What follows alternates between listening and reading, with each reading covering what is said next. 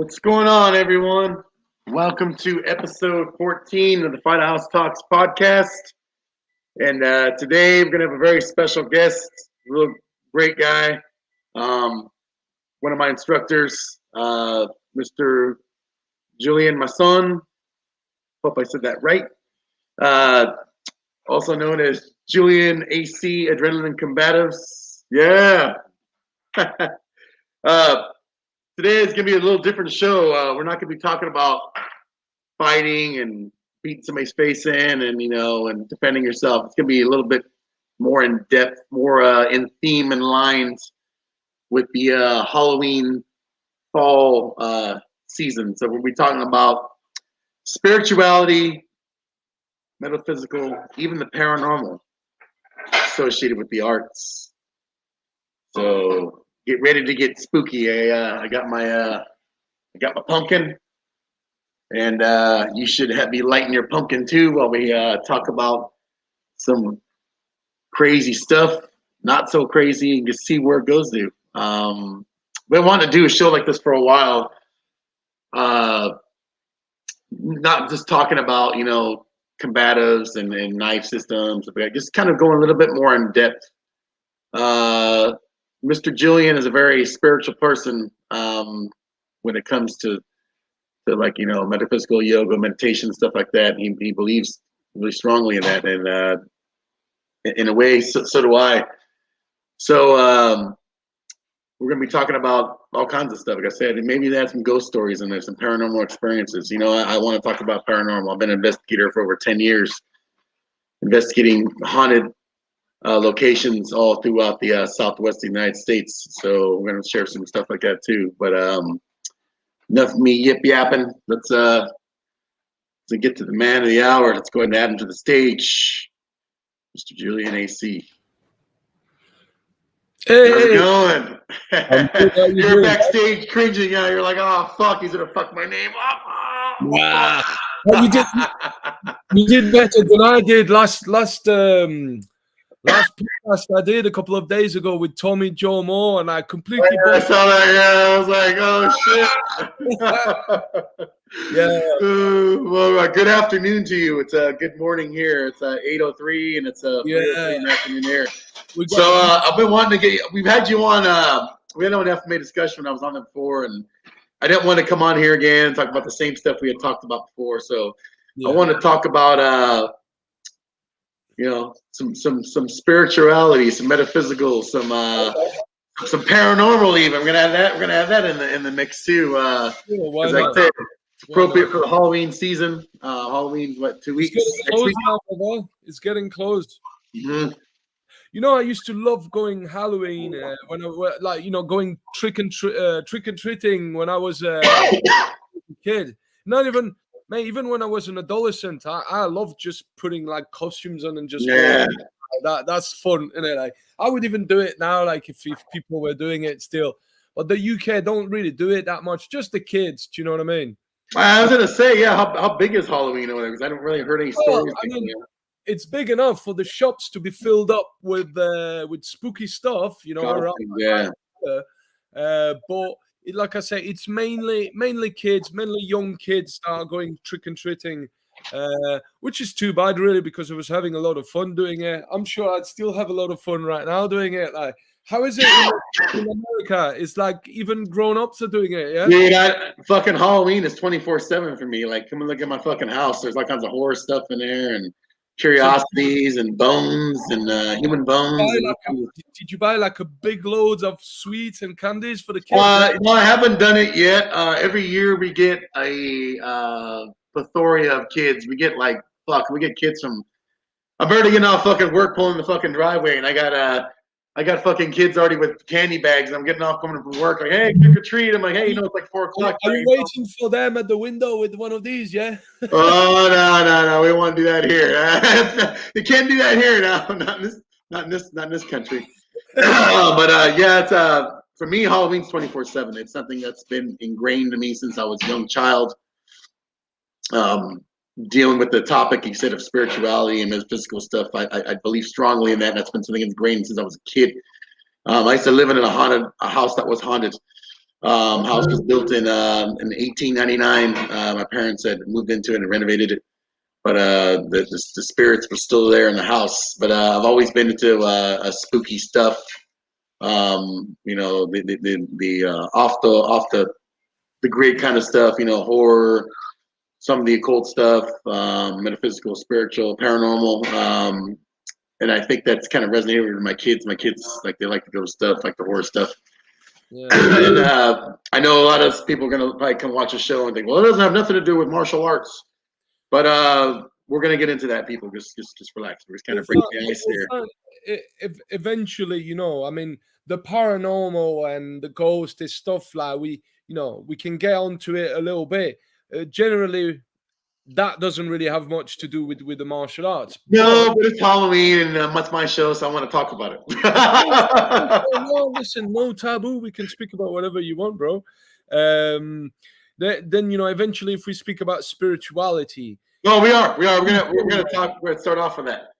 We're gonna start off with that. What do you want to start off with? Should we start with the ghost, with the spooky stuff, or do you want the spooky stuff? No, I want to leave that in the end because I kind of want to talk a little bit more about that. So what I want to talk about is, me and you had conversations about, how your mental health and your spirituality helps with your training in the art or combatives, and also metaphysical healing, crystals, meditation, dare I say it, hallucinogenic drugs. Yeah.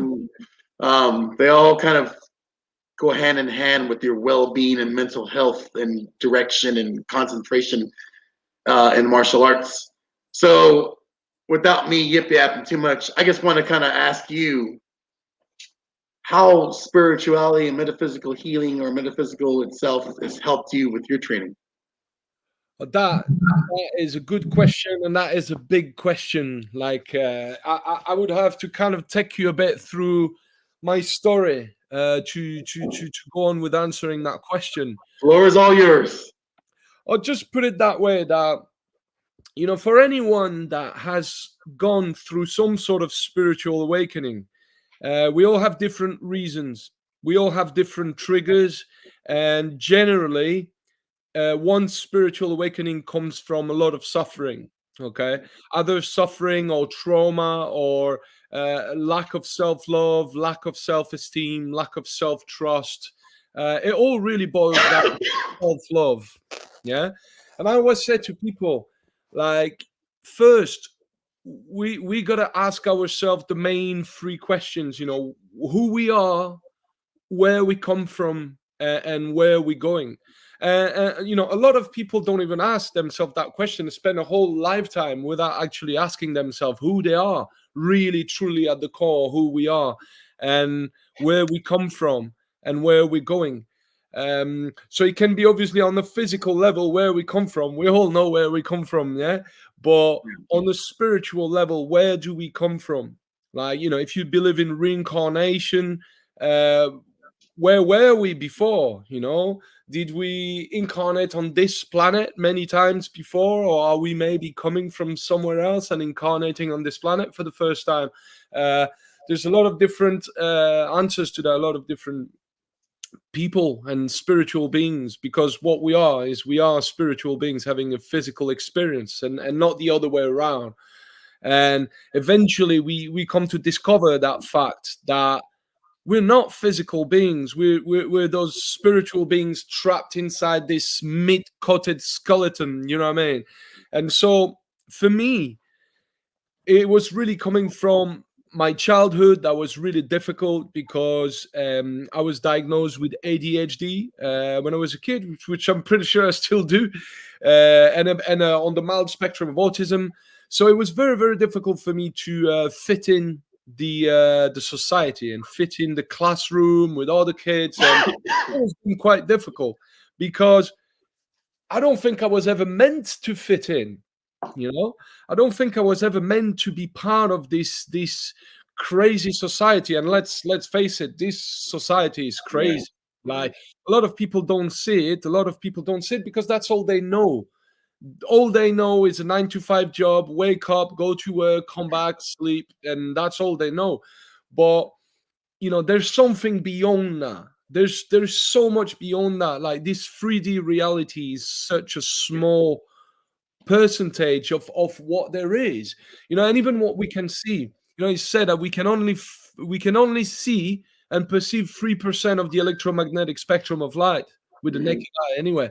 So there is 97% of reality happening simultaneously around us, and we're not even aware of it. We can't see it. We can probably sense it on a spiritual level, but we've lost touch with those senses.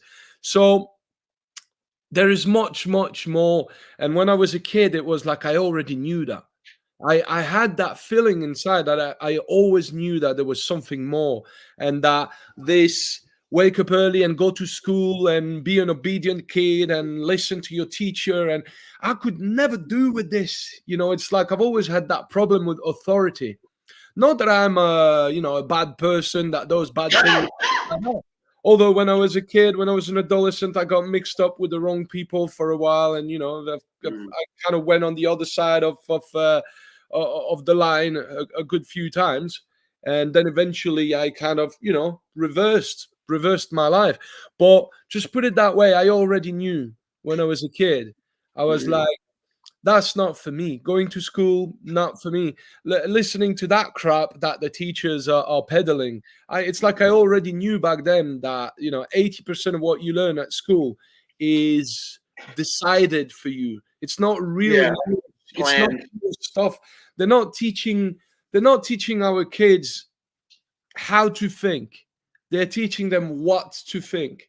And there is a big difference between teaching your kids what to think and how to think. And a school, a proper educational system should be to teach our children how to think and how to deal with life and how to deal with our own mind, our own heart, living in harmony with ourselves and with our life. And we're not being taught that. Unfortunately, the stuff that we're being taught as kids is how to be obedient little slaves. And I'm sorry, but that's really what it is. Right. And it's like I knew that from a kid. I knew that's what was happening. And I was like, I'm not falling for this shit. Do you know what I mean? Yeah. So from a very young age, I started to get in trouble at school because I didn't listen. And, I always had that thing, even now. Like, I'm just that type of person.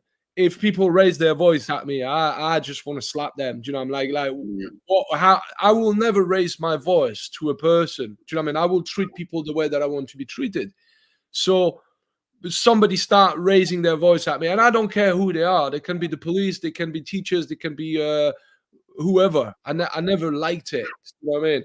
So every time at school, I was just, I was just telling them to fuck off, basically. Do you know what I mean? No one wants to do that shit too.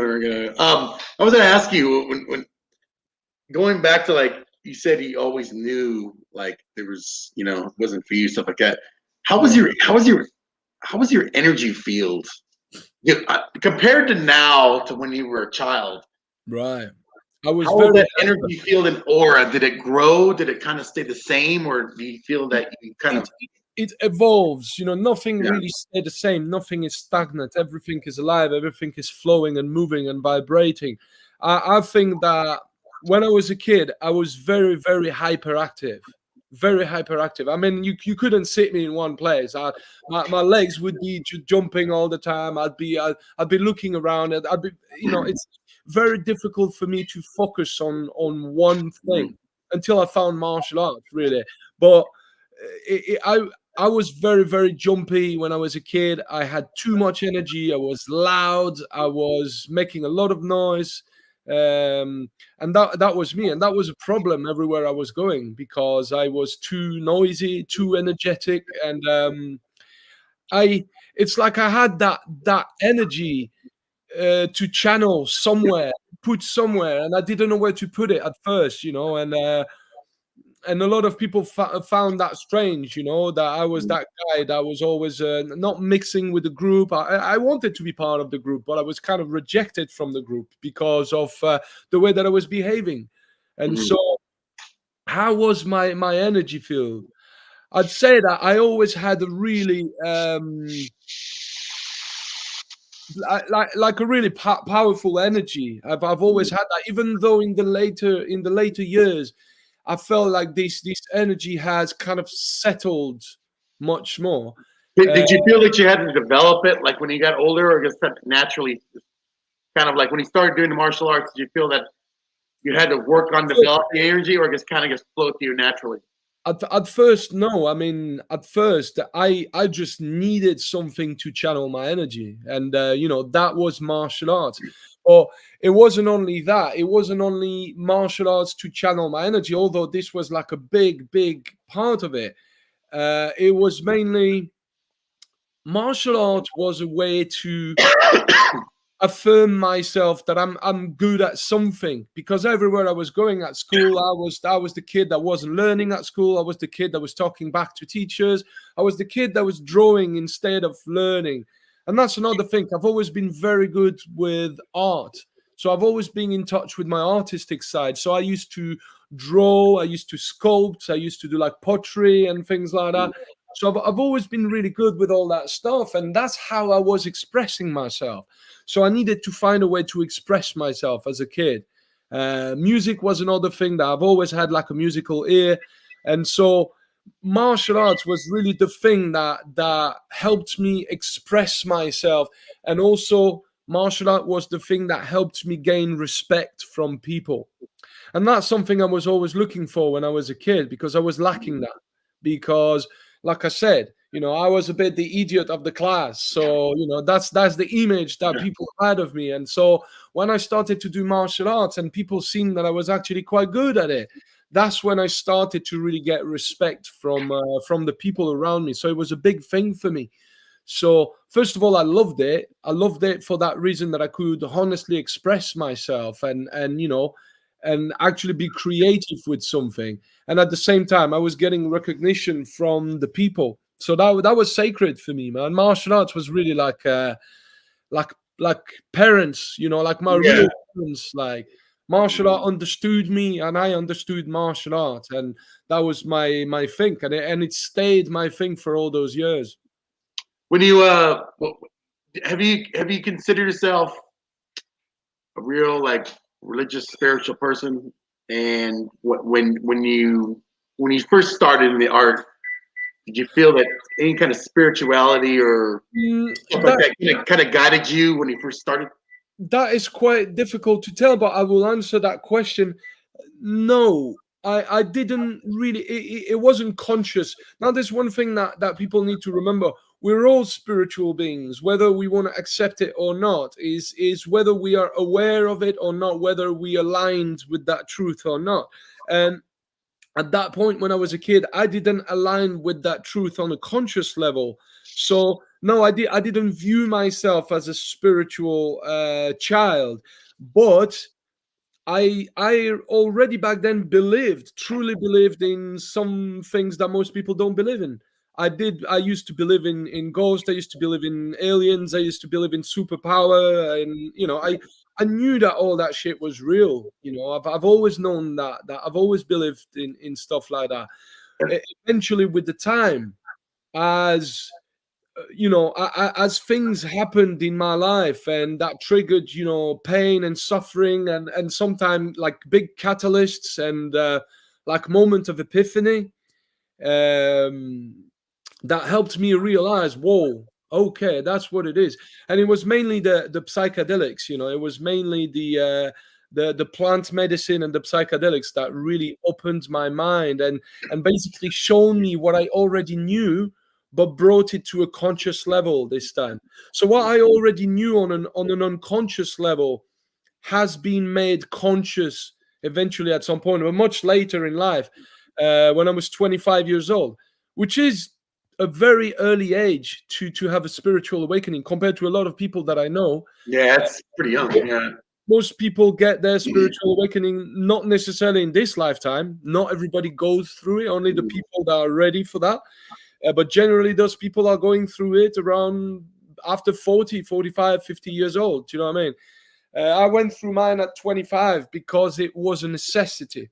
That's what I understand now. It was a necessity for me to wake up, to break away from the matrix, which I already knew on an unconscious level. I was very unhappy inside the 3D matrix.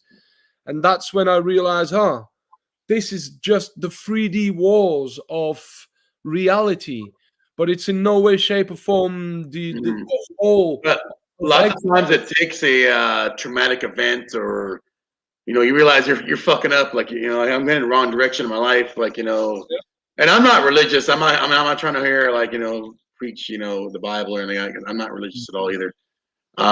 Do I believe in stuff like you said? Yes. But sometimes it takes something traumatic where you got to step back and maybe trying to ask for help for something that's higher than you, to guide you through, whether it's life or something that's difficult, that's processing. Just to kind of piggyback on what you were saying, when I was a kid, I used to pay attention a lot. I was complete opposite. I paid attention a lot. I was real, good in class. Never got bullied. Just kind of, had a lot of friends, kind of sociable. But the one thing that kind of like when I went into the military is when I kind of had my spiritual awakening. I felt weak. I've been far away from home. It's the first time and this is when I went to my basic training. Yeah. And I felt that, I wasn't going to make it. Like the first 2 weeks were fucking, I know people are going to laugh or like, well, it's Air Force training. It's fucking easy. Well, it was, but I was a young kid. I went in, I was 18. Yeah. So it was a traumatic thing. It has somebody yelling at you, fucking pushing you, flipping your fucking bed over at 2 a.m, because you didn't make your t-shirt right. You know what I mean? So I had my spiritual awakening where I was like, maybe I need to seek higher power, whether it's, whatever. I'm not going to share what I believed in, but I put trust into it, and it guided me through. Just that little thing, that that reassurance, that backup, that if I believe in this, it's going to get me through this, and it did. So that was my spiritual awakening. It was around that age, around 18, which is even younger than you had. Okay. And then I slipped out of it. I mean, what they call when they call Christians born again, they get baptized or saved. Yeah. I backslid. Okay, so when I first went to my first base, all hell broke loose. Like I was like, fuck, I'm in now. I'm past that. I don't need that shit anymore. Blah blah. And all kinds of stuff ensued over the next couple of years in my career. And then I really haven't had much of it lately at all, to be honest with you. That kind of ties into what we're talking about afterwards, is my paranormal experience for believing in something that's other people don't believe in. It's not there, trying to document it or gather data or evidence for it. Okay, so we talked about the spirituality stuff, which I think we kind of. There's plenty more to cover. I mean, we can break. We could be here all day talking about that. But what I really want to get into is the stuff we're talking about before off camera, after our training and stuff like that. And that is the metaphysical and the what do they call it? Psychedelic. Okay, we'll just say it. Psychedelic substances that enhance your training, and metaphysical, whether it's meditation, yoga, deep breathing, crystal healing, which is something I was big into for a while, and I still kind of like once in a while I'll go into it when I'm feeling down and do a lot of crystal healing. So I want to talk to you about that. So what's your thoughts on metaphysical healing after a hard workout, hard training? I mean, I see your videos. You're beating the fuck out of somebody, elbowing with the pads and the helmet on. Is there any kind of metaphysical conditioning or rehabilitation you do after your training that you feel helps you? Well, I mean, it could be after, it could be before, it could be, really later in the day or earlier in the day. Yes, there's plenty of things that can work for people, and there's different people, so different things that work for different people. We speak about meditation, but meditation is not easy for everyone. I mean, I've been struggling with it for a long time. I managed to meditate, but a different way. It's not really my thing to just go and go in the lotus position and put my hands like this and just, Yeah. that doesn't Yeah. really work for me. There's a lot of different ways to meditate. Meditation could also be done while moving, while doing some slow movements.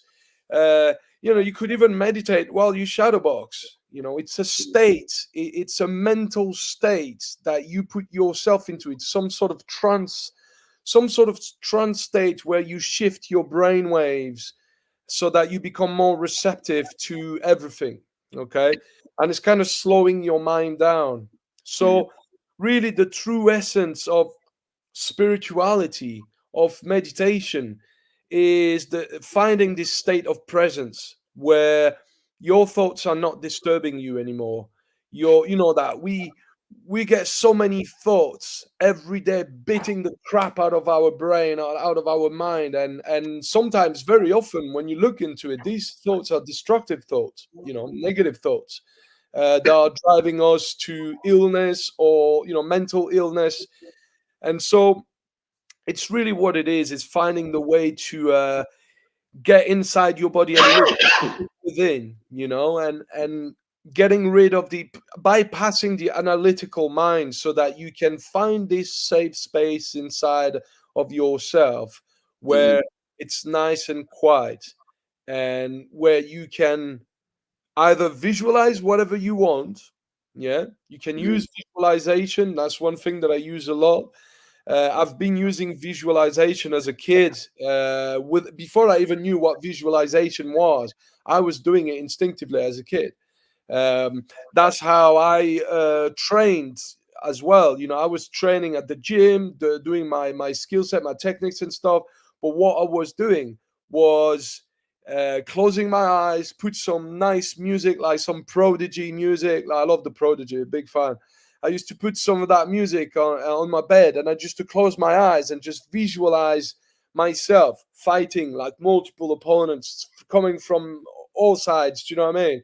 Getting in the zone is what you call it, right? Getting in the zone, like focus. Like, And then I would take notes as well on a piece of paper, what I was doing, and I was create my new skills, my new techniques, new ways of punching and doing stuff.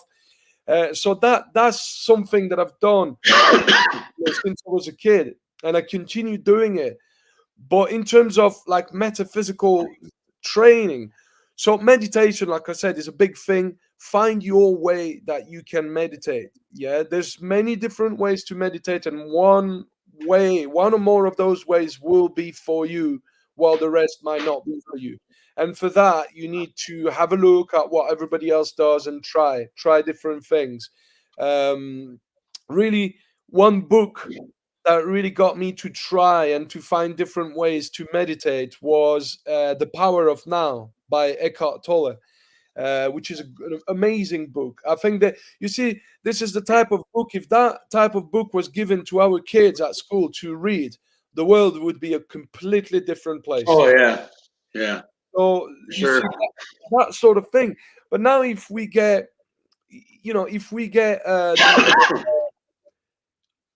the meditation out of the way, okay, because like I said, many different ways. Some people will meditate while they're ironing their shirt. Do you know what I mean? Yeah, That's like the Musashi way, you know what I mean, of anything that you do is a meditation.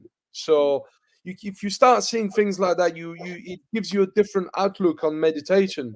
Because for a lot of people, when you speak about meditation, they think about you seated in a lotus position and just closing your eyes and going, like do that again.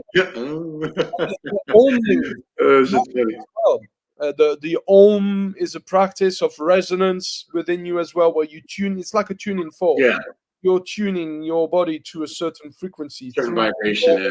through your own vocal cord and your own breath work. So there's plenty of things to do there. Then there is meditations that you can perform with the breath. Okay, I call those breath meditation, where basically you're going to find a way to breathe. And there's a lot of different types of breath work. Okay, there is slow breath work, deep breath work. There is shallow breath work, short and really quick. like fire breath where you're there's like this holotropic breath work where you're really like kind of taking in and out and in and out, not as fast as possible, but big amounts of oxygen in and release. Yeah. Full in and release, full in and release. Or you got things like box breathing, you know, like 3-second inhale, 3-second hold, 3-second exhale, 3-second hold. Or you can do 4-second or 5-second. Or so there's plenty of ways to breathe. And once you start becoming in tune with your breathing, then there's plenty of things that you can do. You can now start using visualization as well and start breathing life into things. Yeah. So you can start breathing life into ideas that you have to give them life. Yeah. Give life to your ideas or your dreams or your objectives or stuff that you want to manifest. Yeah. So you can use breath to give life to certain ideas, to certain things. The more you breathe into something, the more you're giving it energy. Yeah. So that's breathing life into things. Okay. It could be that you are sending energy to someone, yeah, via your mind. You're thinking about a person and you're breathing that energy right out to them. That's a way of sending people energy. Or you could breathe in the energy, the cosmic energy, the cosmic rays, as I like to call them. So there are meditations where you're seated straight, preferably, and you're visualizing your energy centers. And what you're doing is like you are visualizing the cosmic energy that's coming from the core of the universe, the source of creation. You know what created everything. Yeah, what initiated the Big Bang? Boom! This it all started from one tiny little particle. Yeah, that grew and became a massive universe that became multiverses, and like it never ends. It's infinite. Okay, but basically you visualize that energy. So you visualize like a beam of light that's shooting from the stars, from the sky, that enters through your crown chakra. Yeah, that's why it's important to open as well the crown chakra and visualize it. You visualize it like a lotus flower that just blooms and opens. Yeah, and so you get that energy that enters your crown chakra, and then you can also draw the energy from Mother Earth via your sacral and your root chakra. Yeah? So you have energy entering you from below and from above, and that can meet in any energy center that you want to empower. Yeah, imagine that it's like you want to charge. You want to charge your third eye, for example. Yeah. So you will visualize as you breathe in as deeply and as long, like a slow and long and deep inhale. Yeah. And you'll visualize that light energy, that blue light energy that's shooting from the sky, that's entering through your crown chakra, and that is stopping here. Yeah. And you'll visualize the same. You'll visualize this green ray from Mother Earth, from the planet, from the core of the earth, the kundalini of the earth, in line with your own kundalini. You'll visualize that energy entering you through your root chakra and stopping here as well. So you're basically powering this energy center via both sides. You're drawing the energy from the earth, and you're drawing the cosmic energy from the universe. So we call that the cosmic parents. Yeah, it's like the great father. The great father is the universe. Yeah, Mother Earth down Great father is the earth. Yeah, and we are the child, the son or the daughter. So it's all about understanding this connection that we have with the earth and the cosmos and the universe, and how to be that iPod on the docking station. You know, you put the iPod on the docking station and it start charging. That's the same concept here. You are charging yourself with energy via the earth rays and the cosmic rays, and you can activate your Merkaba energy field. And there's a lot of work. There's a lot of things that we forgot as human beings, as spiritual beings. The stuff that we can do with our minds and our hearts and our brain interconnected. It kind of seems that all the stuff definitely pertains to your training, because now you're kind of opening your mind up even to accept information, accept energy, to expel energy, to direct it. You seem like your body's in a more calmer states. You're able to free flow more. You're able to use your power more. You know what I mean? The goal there is to understand who we are, is to remember who we are, because the truth is that we're all one. We're all tiny little particles that are part of an even bigger organism. We live in a fractal universe. You know, the universe is made of things that you could dive into the fabric of the universe and always find something smaller and smaller and smaller and smaller to the infinite. And exactly the same, you can actually zoom out, from wherever, from the top, and you will always find something bigger and bigger and bigger. And that's where the old esoteric saying goes, that as above, so below, which means that what is happening in the cosmos, where the stars, the heavens, the planets, the nebulas, the cosmic clouds, the galaxies, it's all happening at the level of the DNA. It's all happening at the inside of us too.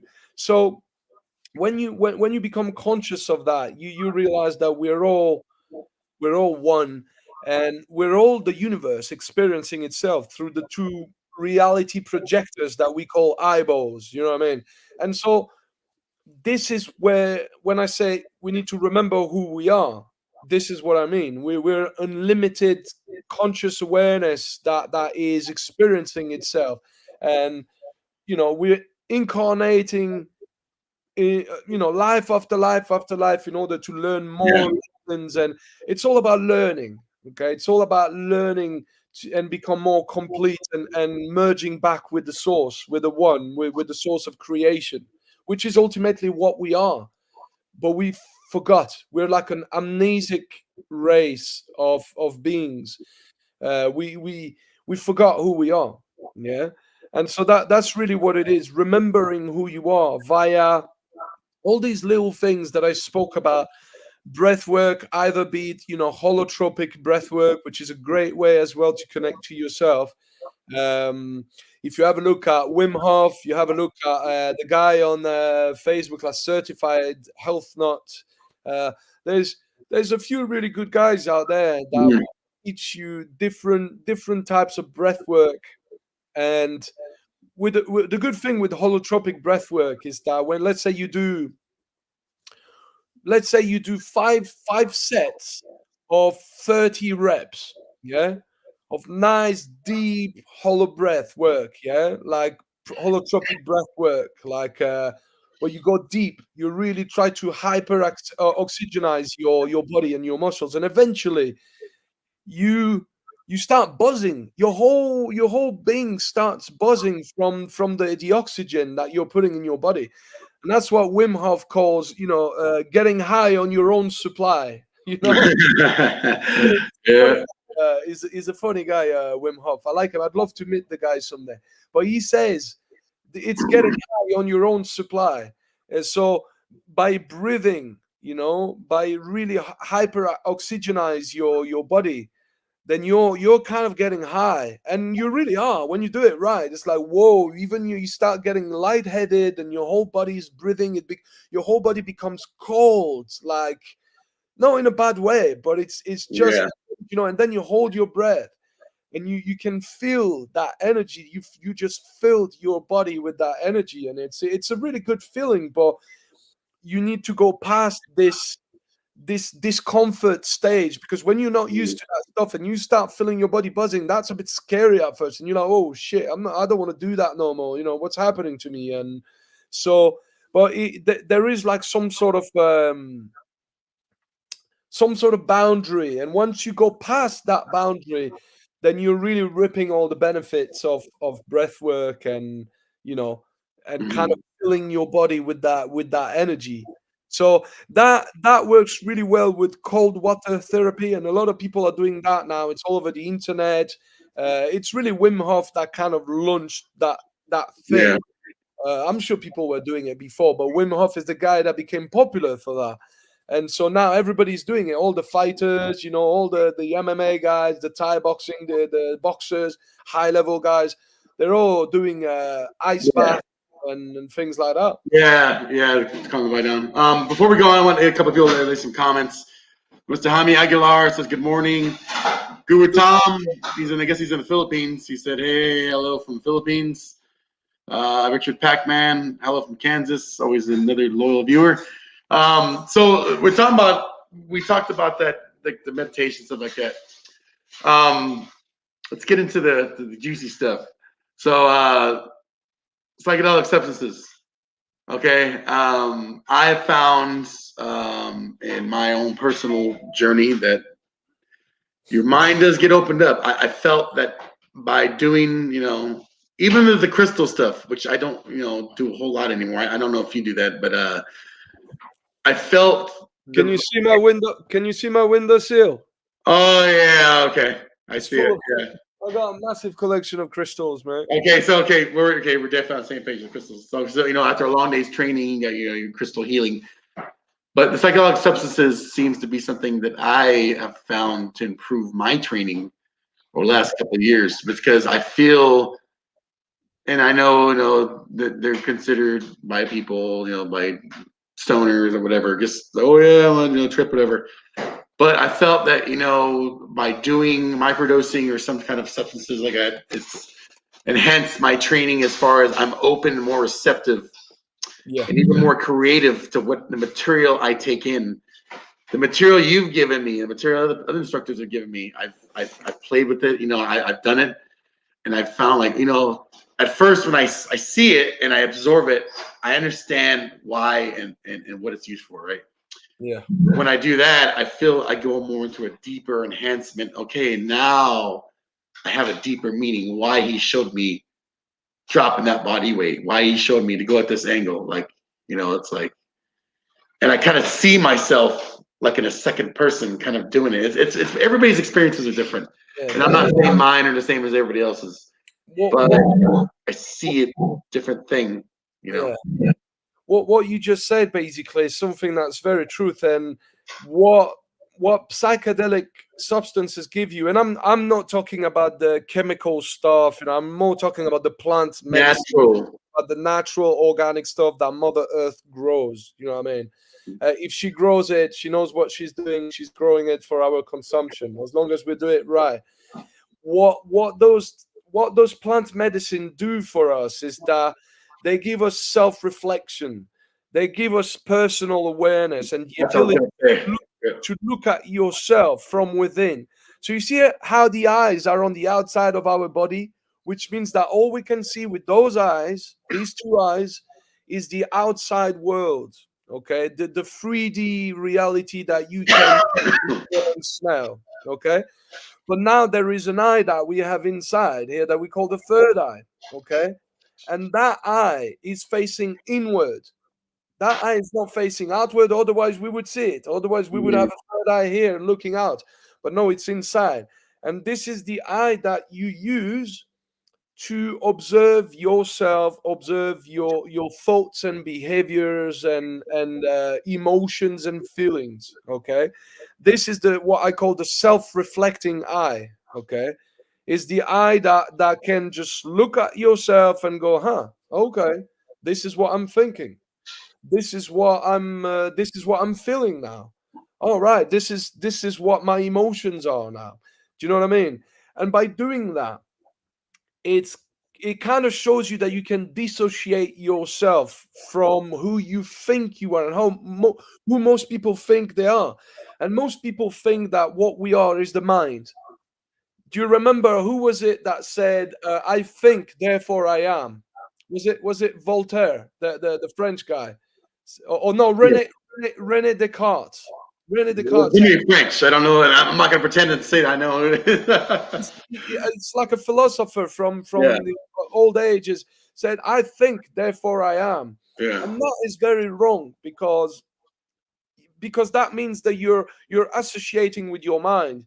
You are actually identifying to the content of your mind, when the mind is not what you are. The mind is not what we are. The mind is our instrument. It's an instrument that we can use and that we can lay to rest once we're done with it. But most people are trapped in the mind. They believe that they are their mind. So they believe that whatever is happening in there is theirs. And I can tell you from experience that 80% of the stuff that's happening in there is not initiated by you. It's coming from energies and influences that can come from various organism and beings that, like spiritual beings that are kind of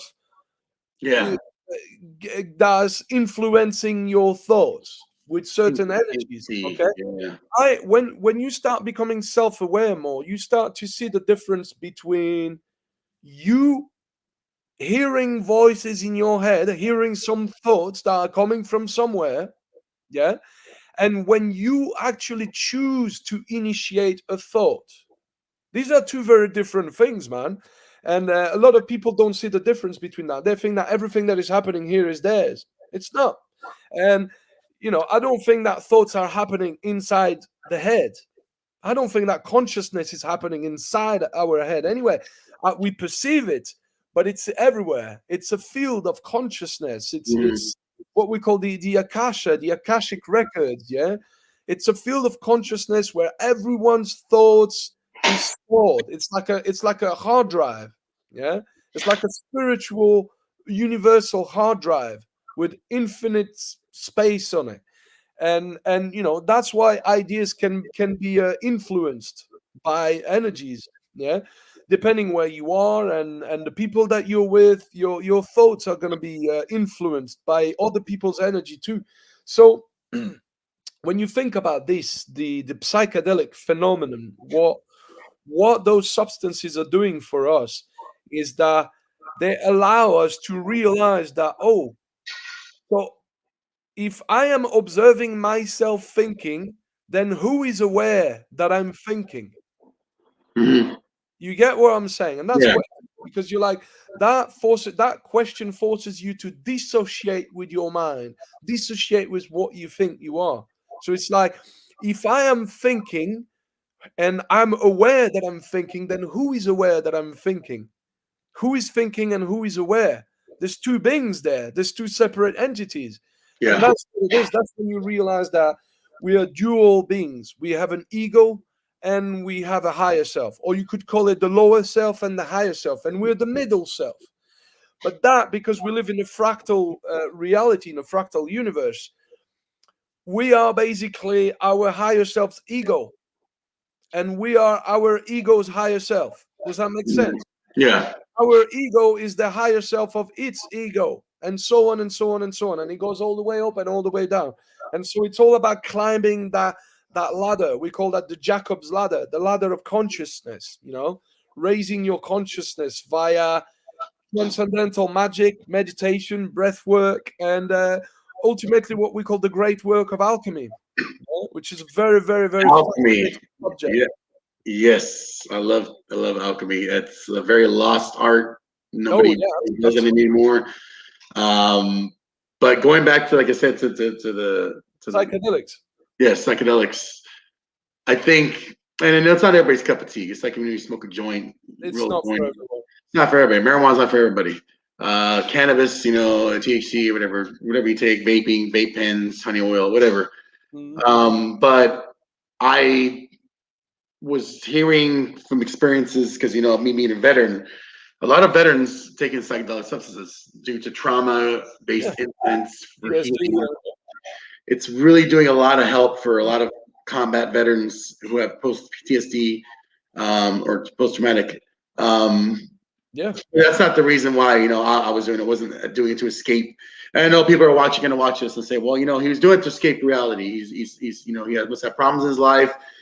He's doing it for an exit, an out, to get away from his real life and creating an alternate one in his consciousness. Farther from the truth. Okay. If you haven't done it before and you haven't really delved into the physical and the mental benefits of it, then you need to do your research and need to do experiences yourself. This is something I can tell you all day how great it is and whatever. But you need to experience it yourself in order to do it. And I can say, in my particular case, the scenario, it's helped me tremendously with training, absorbing material, really being more perceptive and sensitive to movement. That is the thing with psychedelics, is that it opens your mind to a lot of things. It opens your mind to self-awareness, as I was saying, but also once you're able to have a look within, then now you develop this awareness. Your awareness is sharper. Okay, your observation skills, your inner observation skills, and your mental skills, your visualization skills are increased now. And now you can have a look at certain things, even within the training, within your martial art training. Exactly. It's not just and people get the wrong idea. Well, you just want to lay on the couch and trip out, see dots and everything everywhere, stars everywhere.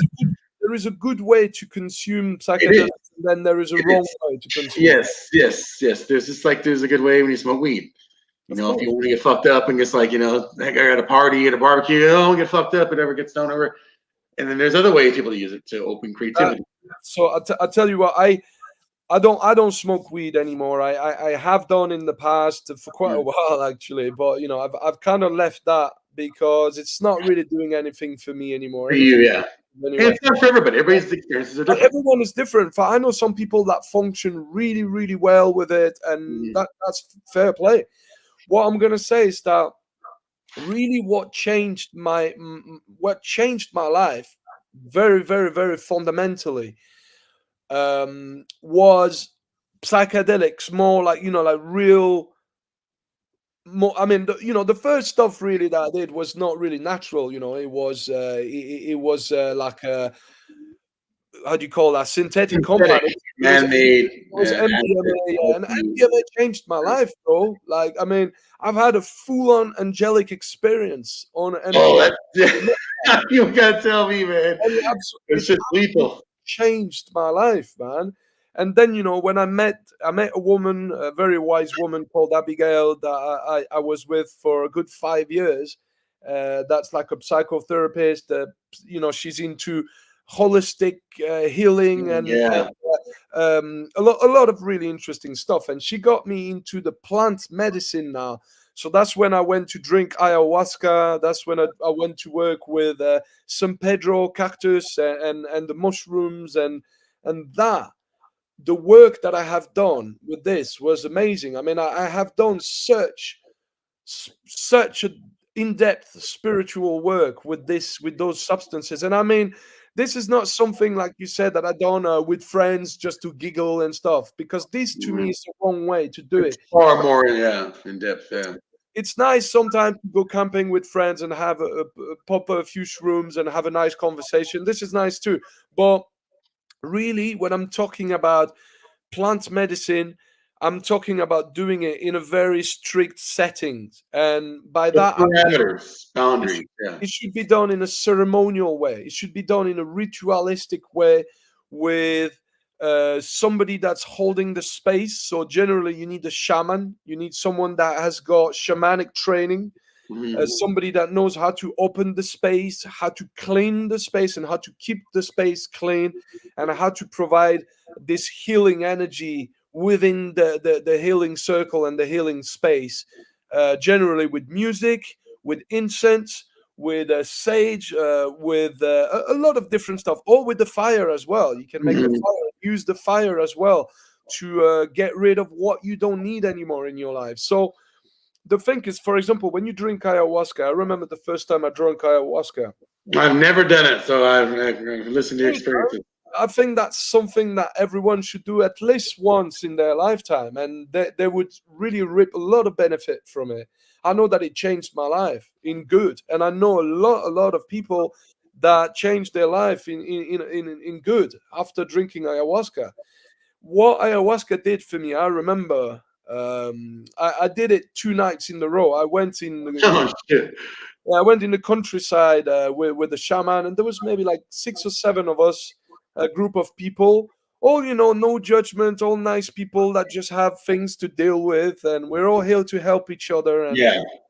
And so the first night, the shaman who brought the medicine from Peru, he just served us like a little not too much, a little dose the first night. And it was kind of gentle. It was nice. It was really nice. It was kind of relaxing, soothing. And it was a good experience. But I was like, I've heard so many people saying, oh, ayahuasca is going to kick your ass and it's going to be like, it's well, did he difficult. dose you? Did he dose you first, right? Like he's just trying to prep you for. That's it. And that's what he was doing. And so I I went to see him the next day, and I told him, it was nice, but I thought it was going to be much more intense, and so I kind of, when I said that to him, he smiled at me, and on that same night, the second night, he gave us the full medicine, and I had a big cup of it, and I remember after like 20 minutes, half an hour, you have to drink the inhibitor first, and then you drink the actual tea. The ayahuasca is viscous tea, and after 20-30 minutes, I started to feel my body like shaking from the inside, but not shaking like I've ever shook before. It was like something inside of me was boiling out, and it was crazy. I mean, like, that was one of the hardest experience I ever had. Like, I was on my hands and knees begging for it to stop. Like, and I was purging everywhere. And that's one thing as well. When you do plant medicine in this type of settings, the ayahuasca, the spirit of Mother Ayahuasca will target your demons, your inner demons, those fears and insecurities and problems and traumas that you have buried under the carpet. She will take that carpet and just go, whoo, and all that dust is going to fly everywhere, and it's going to come out. Your demons are going to come out, and you're going to have to face them. But the good thing is that you won't be alone facing them. The spirit of ayahuasca will be with you, and she will guide you. She'll protect you from those things. And eventually what's going to happen is you're going to purge those demons out. And so people have got different ways of purging. I mean, you got a lot of different types of people, different traumas. For me, the purging was I puked, I vomited quite a lot, which is a very common thing when you do that type of psychedelic work, shamanic work. It's called purging, where you're actually your demons are manifesting in the physical form, and you are throwing them out. Yeah, throwing them out in this bucket. There's a bucket that's specially for that, for you to purge all the stuff that's not meant to be inside of you anymore. Some people might say, "Oh, you're only puking because that shit made you sad, made you sick."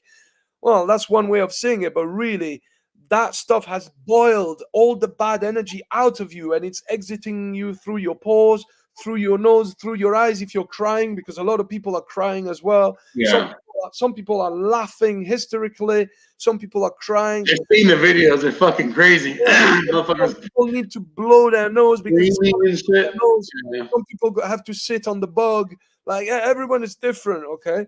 But basically, you are purging what doesn't serve you any longer, and that's the most important to understand when you do that type of work, because ayahuasca is a serious thing, or any type of psychedelics for it, is that you need to prepare yourself on a mental and an emotional level and a physical level too. You have to fast. You have to avoid certain food for at least 1 or 2 weeks. Well, yeah, I think the biggest thing, you hit the nail on the head. You have to go in the right mental state. Absolutely. Even when taking, psychoglobin, you have to go in. You can't go in having problems with your wife, shit going on at work. No, yes, you need to empty your mind, but at the same time, ayahuasca is here to help you deal with those. So what I like to do, and that's just me. I like to make what I call a board. So I take like a piece of paper. I prefer to have like a cardboard, like a thick cardboard piece of paper, and I will draw like a nice symbol that like a nice esoteric symbol, or my own glyph, or sigil, that will have that meaning for me, that very, very deep meaning of what I want to manifest through this intensive spiritual work that I'm about to do, with the help of the plant medicine, be it ayahuasca or Great Father San Pedro or peyote or the mushrooms. so I'm putting my ideas down on that board where I'm like, right, okay, where am I in life, and where do I want to be? Is there anything that's stopping me from accessing the best version of myself? And if I'm consciously aware of it, then let's write it down. What is it? Uh, is there anyone that I need to forgive? Do I have any trapped anger within my body that I need releasing? Yeah, because the thing is that anger, people don't understand that anger and trauma is lodged inside your body. It lodges itself inside your body. It can be lodged anywhere. It's called trapped energy. Trapped. The Eckhart Tolle calls it the pain body. It's basically trapped negative energy inside your body. And emotions. What people need to understand that emotions are energy in motion inside your body. That's what emotions are. They are emotions. They are energy motions.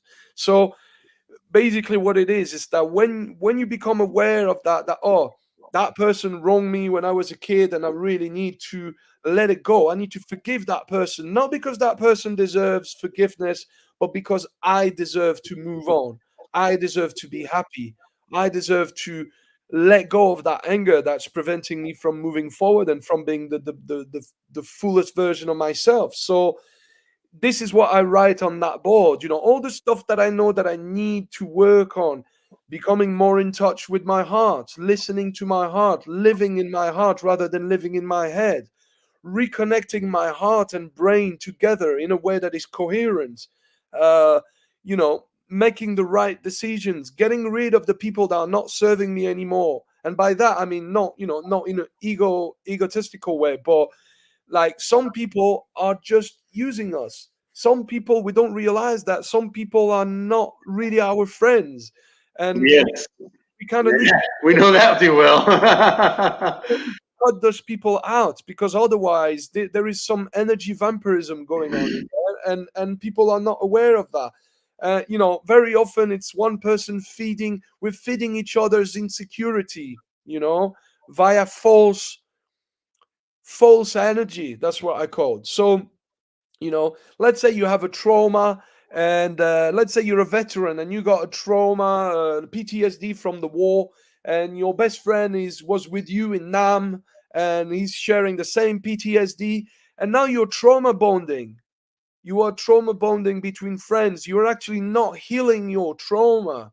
You are drinking it to death. You're just flooding it with alcohol, and you're not healing that trauma or those traumas. So it's like a wound. It's like a psychological wound that stays open and that never really closes. Do you know what I mean?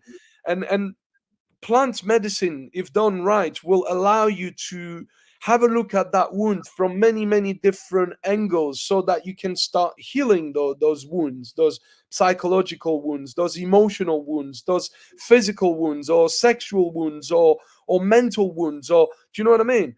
Or spiritual wounds. It's stuff that needs to be dealt with so that you can close those wounds and start, using that trapped energy. Because the problem with trapped energy is that it prevents you from living your life. It's energy that you could be using to be more creative, to be more, to be a better father, to be a better husband, to be a better person, to be a better friend, a better teacher, a better martial artist. Exactly. Do you feel that? Just get your quick opinion before we move on to the topic. Sure. Do you feel that maybe if these substances were used more in the art, that we have a lot less assholes and absolutely, and it is creativity more. It is being used more and more. Look at people like Mike Tyson now. Look how Mike Tyson has changed since his young age. He used to be really, really troubled kid, Mike Tyson. When he was at his peak, he was a very aggressive person, full of traumas, full of insecurities. Maybe not the type of insecurities that we think of, but he had them, and he has admitted it now that he had that self-reflection, and that's what psychedelic did for Mike. Mike Tyson really changed and really, really wised up, and because he grown up, he became a wise person, and that is thanks to the psychedelics, to the bufo, to the ayahuasca, to the mushrooms. to stuff that he did that gave him that self-reflection. So, after people hearing Joe Rogan talking about mushrooms and DMT and all that stuff, and it's like now every fighters, I mean, not every fighters, but more and more fighters now. Yep. So that's where I got it from. And I said to people, I've been positively surprised to see that most fighters are very spiritual people, and I'm talking like high level fighters are very spiritual people. Even before they realize it, and eventually at some point they do realize it. When they get to a higher level, they realize their spiritual nature, because it takes a lot of spiritual work to jump on the ring and jump in the cage and do what these guys do. Some of them obviously are maybe not. Some of them are very arrogant and stuff. I'm not going to name names, but a lot of fighters that I know, a lot of high-level fighters that I have a good few friends that are high-level fighters, and they're all very spiritual guys and very humble guys, and and they're very interested in the psychedelic work, the plant medicine work, DMT and ayahuasca and mushrooms. So I think that's something that, yes, should be explored more. I think that this should be legalized. Absolutely. I think that certain things should be illegalized and it should be legalized. But the problem is that we live in a world where it just shows you the nature of the people running the world. They don't want us to wake up. They don't want us to expand our mind, because once we expand our minds, we can see right through their bullshit. Do you know what I mean? And they make no mistake, the people that are making those psychedelics illegals are actually taking them. They're using them. They use them to control us. They're using them to open their minds so that they can control us and keeping us dumb with all the shit they put in our food, in the sky, and and all that. I mean, I don't want to get conspiracy theorists on that on the show, but that's a reality that we're being dumbed down. We're being dumbed down by those people. And to be controlled. If psychedelics were to be legalized, the world would change big time, man. The world would change. There probably wouldn't be any need anymore for politics and for all that shit show that's happening. Do you know what I mean? That I don't think, a lot of people are like, oh, psychedelics, nah, this is for crazy. It's going to make you crazy. It's going to make you jump out a window and stuff like that. Like, this is generally the story from people that never tried it, first of all. Ignorant people, yes. I can tell you that by experience, by personal experience, I can tell you that psychedelics will make you a more peaceful person, because you will understand yourself better. You will understand how your mind functions, your place in the universe. You will understand the universe better. And therefore, you're going to understand other people better. It's going to give you empathy, and it's going to give you this self-reflecting ability, the ability to put yourself in other people's shoes as well. And that's a big thing, because why there are war on this planet? Because people don't know how to put themselves in other people's place. They have no empathy, and they keep gratifying the ego, and that's what Hollywood is doing as well. When you look at the Hollywood industry, the movies, and so I'm a big movie guy. I watched movies since I was a kid. I like a good movie. But also, when I had my spiritual awakening, I've been made aware. I realized that movies, especially Hollywood movies, are full of subliminal messages, and powerful subliminal messages. And that's what Hollywood is. The Hollywood is the magic wand. What does the magic wand do? Cast spells. And that's what Hollywood is very good for. They cast spells, because Hollywood is owned by esoteric practitioners, by Freemasons and people that are into magic. So, and I'm talking not magic with a C, I'm talking magic with a CK. So these people are teaching us to gratify the ego. And that's what Hollywood movies are all about. Gratifying the killing, gratifying the ego. When you got James Bond in a movie cracking a joke after he just done someone in, like it's funny. You just took a life and you just make a joke out of it. It kind of teaches the human population to be violent, and that it's okay to be violent. Well, desensitizing is what they're doing.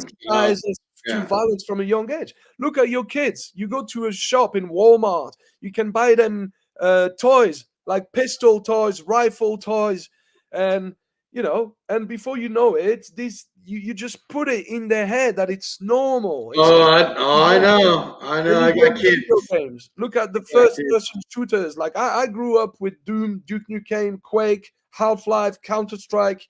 All this stuff puts you, and now now I'm guilty. I'm a big kid with my toys too. Do you know what I mean? So it's Yeah. like and I'm all the day I'm doing my dry fire drills and stuff like that. But at least I got it in my head that I'm not a violent person. Yeah. Although, a lot of people would be scared if they got in my room because it's full of I'm a trainer. I'm a combative instructor and violence prevention consultant. This is my job. So I do have a lot of things that are weapons, that are regarded as weapons. Scary. Training is for collection purposes, it's for Yeah. training.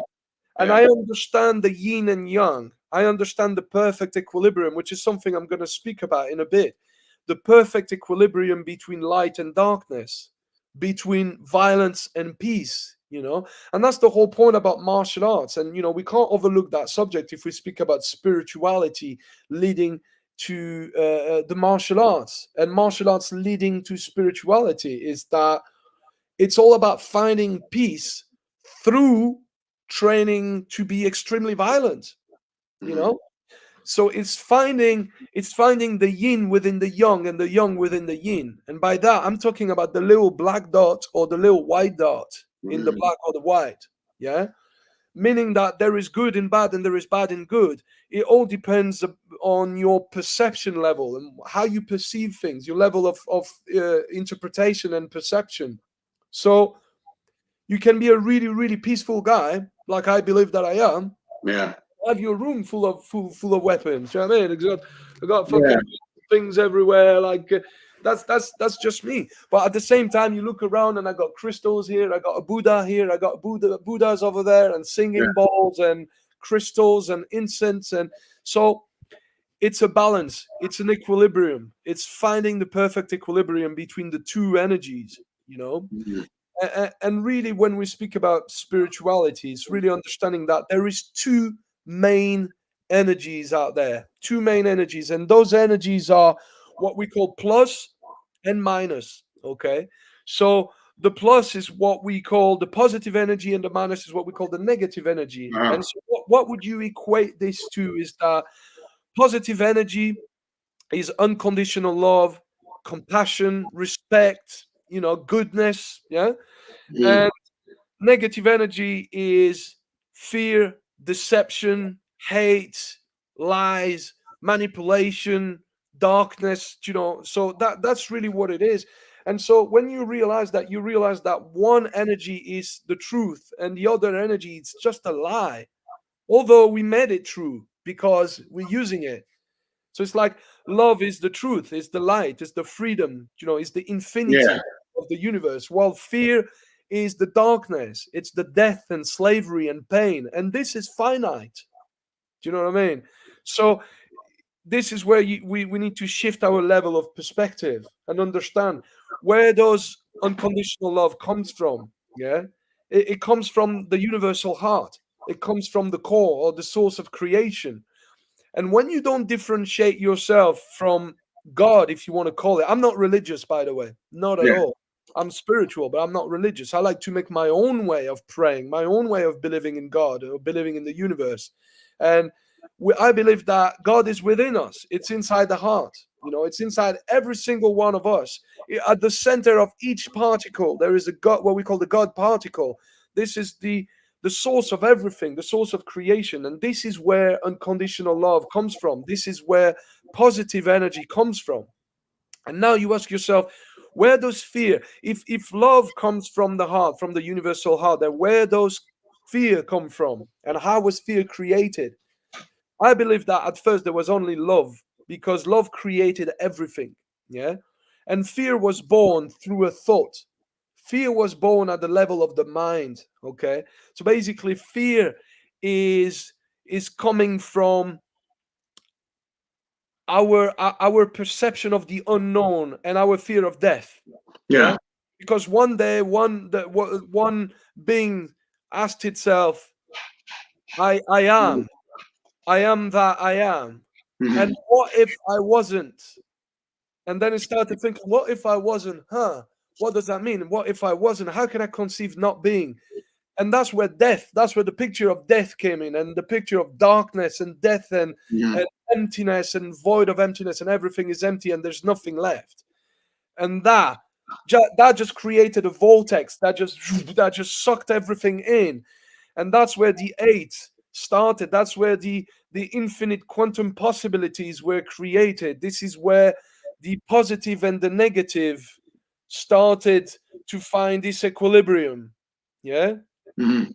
And that's what I'm talking about when I'm talking about the equilibrium between the light and the darkness within our own psyche, is Mhm. understanding how to find balance between those two energies.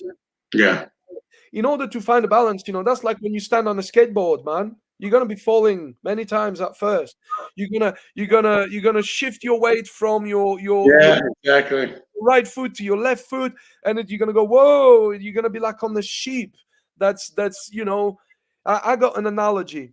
What we are is we are like the sailor on a ship at sea when there is a massive storm. Okay. No. So the sailor is our spirit, is our consciousness. Yeah. The sailor is driving the ship. The ship is the body. Yeah. And the ship is rocking left and right because there is a storm. The storm is life. Yeah. The hardships of life. And when you rock on the left, you're rocking onto the darkness. And when you rock on the right, you're rocking onto the light side and the dark side. So you're trying to find a perfect equilibrium between the light and the darkness. And then it goes the same. This analogy can be used for any yin and yang energy. It could be your right brain and your left brain, finding the balance between your masculine and your feminine to activate the pineal gland, and and become Yeah. like awakened individual. What we're talking about here, once again, is spiritual alchemy, man. Yeah. And Yeah. there's a lot of, there's not too much text on spiritual alchemy because there's not too many people that really understand it. You're doing it. Yeah. Best ways to experience it yourself. And one thing that I would recommend to people, if they're interested in this anyway, if they're interested in spiritual alchemy, is to have a look at what we call Hermeticism. Yeah. The teachings of Hermes Trismegistus or Thoth. Yeah, which are the same entity. If you have a look at the 7 Hermetic principles, for example, which are the 7 universal laws, there is a book called the Kybalion, which is really, really good. I mean, it's quite a difficult read if you don't know what to expect. It's a book that you have to read many, many, many, many times. But once you really to start getting a grasp onto the 7 Hermetic principles, then your understanding of the universe, of the cosmos, of natural laws that are governing the universe Yeah. in the outer world, but also in the inner world. And that's why the 7 Hermetic principles are great, because you understand how things are happening in space, but you also understand how things are happening inside your consciousness, inside your heart, inside your body, inside your inner universe, basically. It's really deep stuff, man, but it's I'm fascinated about, because this will make you grow as a person, like exponentially. This will make you grow to a level that's when you realize that consciousness is alive, and you can actually raise your consciousness via your understanding of self. There is Mhm. an old saying that goes, know thyself. Yeah. And that's really what it boils down to: understanding who we are, how we function, understanding how our mind works, and how not to be trapped by the mind, and how Yeah. to become the heart. I believe that we're much closer to be the heart than we are to be the head. This is an illusion. This is the illusion. This is the true self. This is Yeah. God, this is the devil. This is the ego. This is the higher self. The higher self is in your heart. Your heart will always give you a truthful answer. Your And heart will always tell you. that's why they always say, listen to your heart, right? They don't say, listen to your brain. They say, listen to your heart and follow what you're going to do. Of course, man. I want to switch gears. This has gone real deep. Talking about this topic, we can talk about this like the whole day. Um, I want to get into spooky time now. Spooky time. Can you do me paranormal. before we get to spooky time? Can I go for a quick toilet break, bro? Oh, go ahead. I'm gonna lower you down. No problems, man. I'll see you in 2. All right, guys. Well, Mr. Julien released himself. We're gonna talk about a little bit about spooky time. So I wanted this show to be about a lot of physical and the metaphysical, the spiritual, about the art and about yourself, finding yourself. But now I want to talk about the paranormal. So everybody knows, well, if you haven't known, I've been an investigator for over 10 years in the paranormal. So I did probably hundreds and hundreds of investigations, maybe 1,000 or so. Residential investigations in very haunted locales all across the Southwest United States, including California, Nevada, Texas, New Mexico, of course, where state I live in, Arizona, even Colorado. So I wanted to kind of talk about my experiences, get away from the, so much of the combatives and martial arts stuff. It's spooky time, guys. It's Halloween right around the corner. So I want to talk to you about some of the experiences I've had, how I got started in paranormal, the experiences Mr. Julien's had. And then we'll wrap up the show. But so I've been an investigator now for over 10 years. I've had my own team for about 9 years or so. I started out with a small team.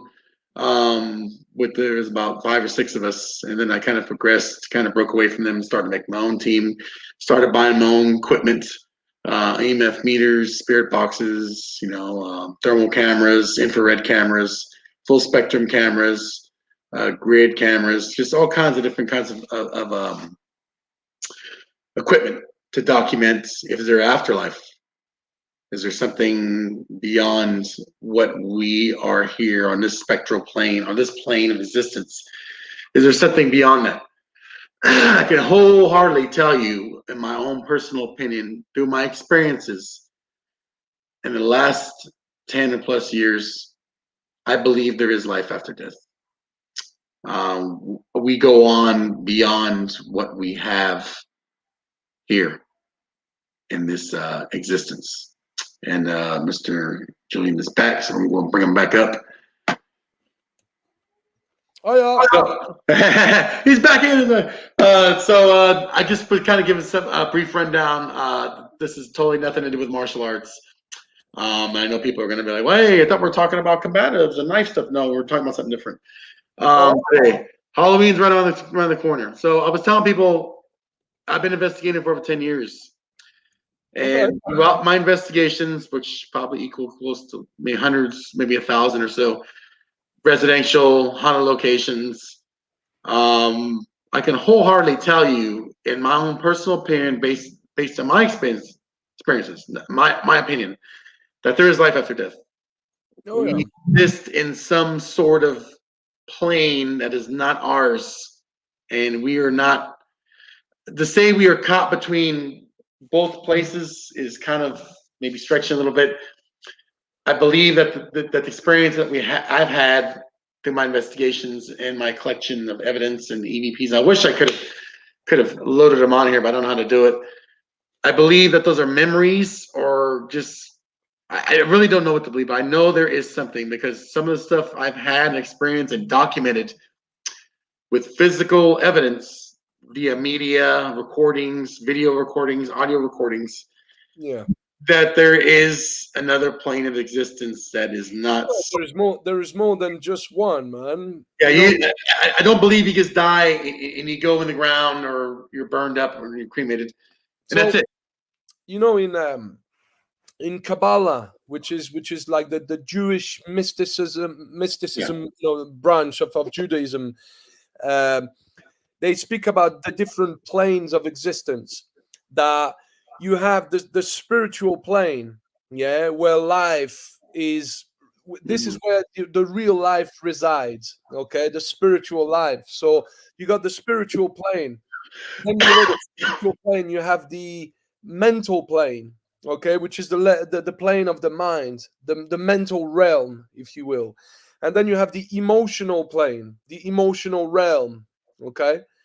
Under that, you have the physical realm, yeah, which is what we know, the physical realm of the six senses, and the sexual realm, yeah, which is where the sacred energy is being transferred and things. So when you look into that, ghosts and life after death is basically the body dies. Okay, I mean, we all know that the body dies, but sometimes, generally, spirits that are left behind are spirits that choose to stay behind, and very often it's due to traumas, yeah, unresolved traumatic events that triggers a lot of pain or a lot of suffering, a lot of rage, a lot of anger and sadness, and sometimes it's out of love.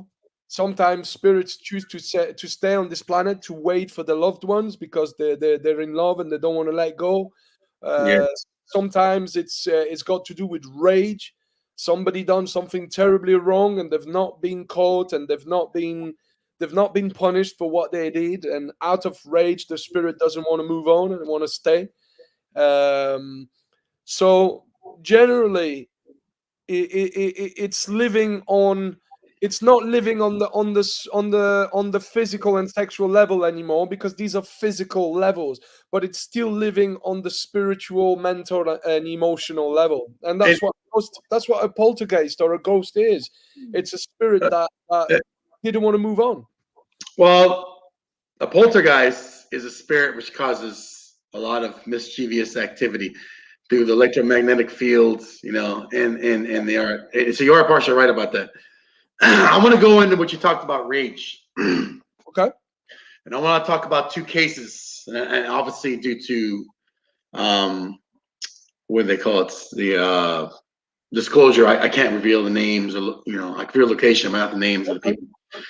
So we talk about rage, unfinished business in life. So the general consensus is, in my experiences, and I love that we're talking about this, is that if you were a shitty, rotten person in life, unfortunately, in my experience, when you die, that shittiness and rottenness continues to live on the other side of the realm. So, two cases I want to talk about. In 2016, I was called in Alamogordo, New Mexico, to do a residential investigation. The investigation, I'll just give a quick synopsis, was a single mother of three, boyfriend, fiance, whatever you want to call him, deceased, committed suicide at the residence about 2 years prior. Without going into a lot of detail, because there's minors involved, some of the kids were attacked by this evil presence.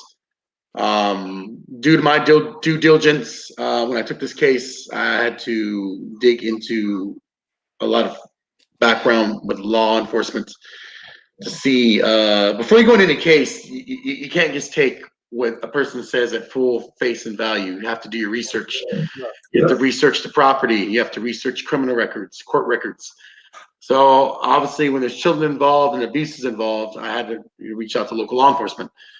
And I had to, ask the painful questions. Is there local law enforcement being called here? For any kind of things for the children. And they said, we're not aware of it. Anything like going on there. So I had to ask the mother, have you ever hit your kids or anything? Because I had to play the devil's advocate investigator. And she was kind of offended, hey, I'm going to beat my kids. And she just kept saying over and over again, it is my boyfriend's doing it. And I told him, well, your boyfriend's deceased. And, I started finding the story out little by little.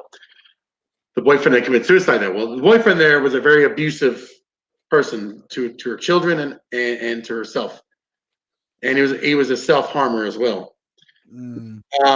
If you could think of a more rotten guy from the stories I've heard, and I can't tell you the stories, disclosure stuff, about a rotten person, a shitty fucking guy this guy was. He's done it, right? Animal abuse, child abuse, domestic spousal abuse, stealing, fighting other people. Just a fucking general overall shitty human being. So my team got called to investigate this. I did my due diligence. We did an investigation. I have pictures. Of course, I'm not gonna be able to show them here, of bite marks on the kid's arms and the mother's arms.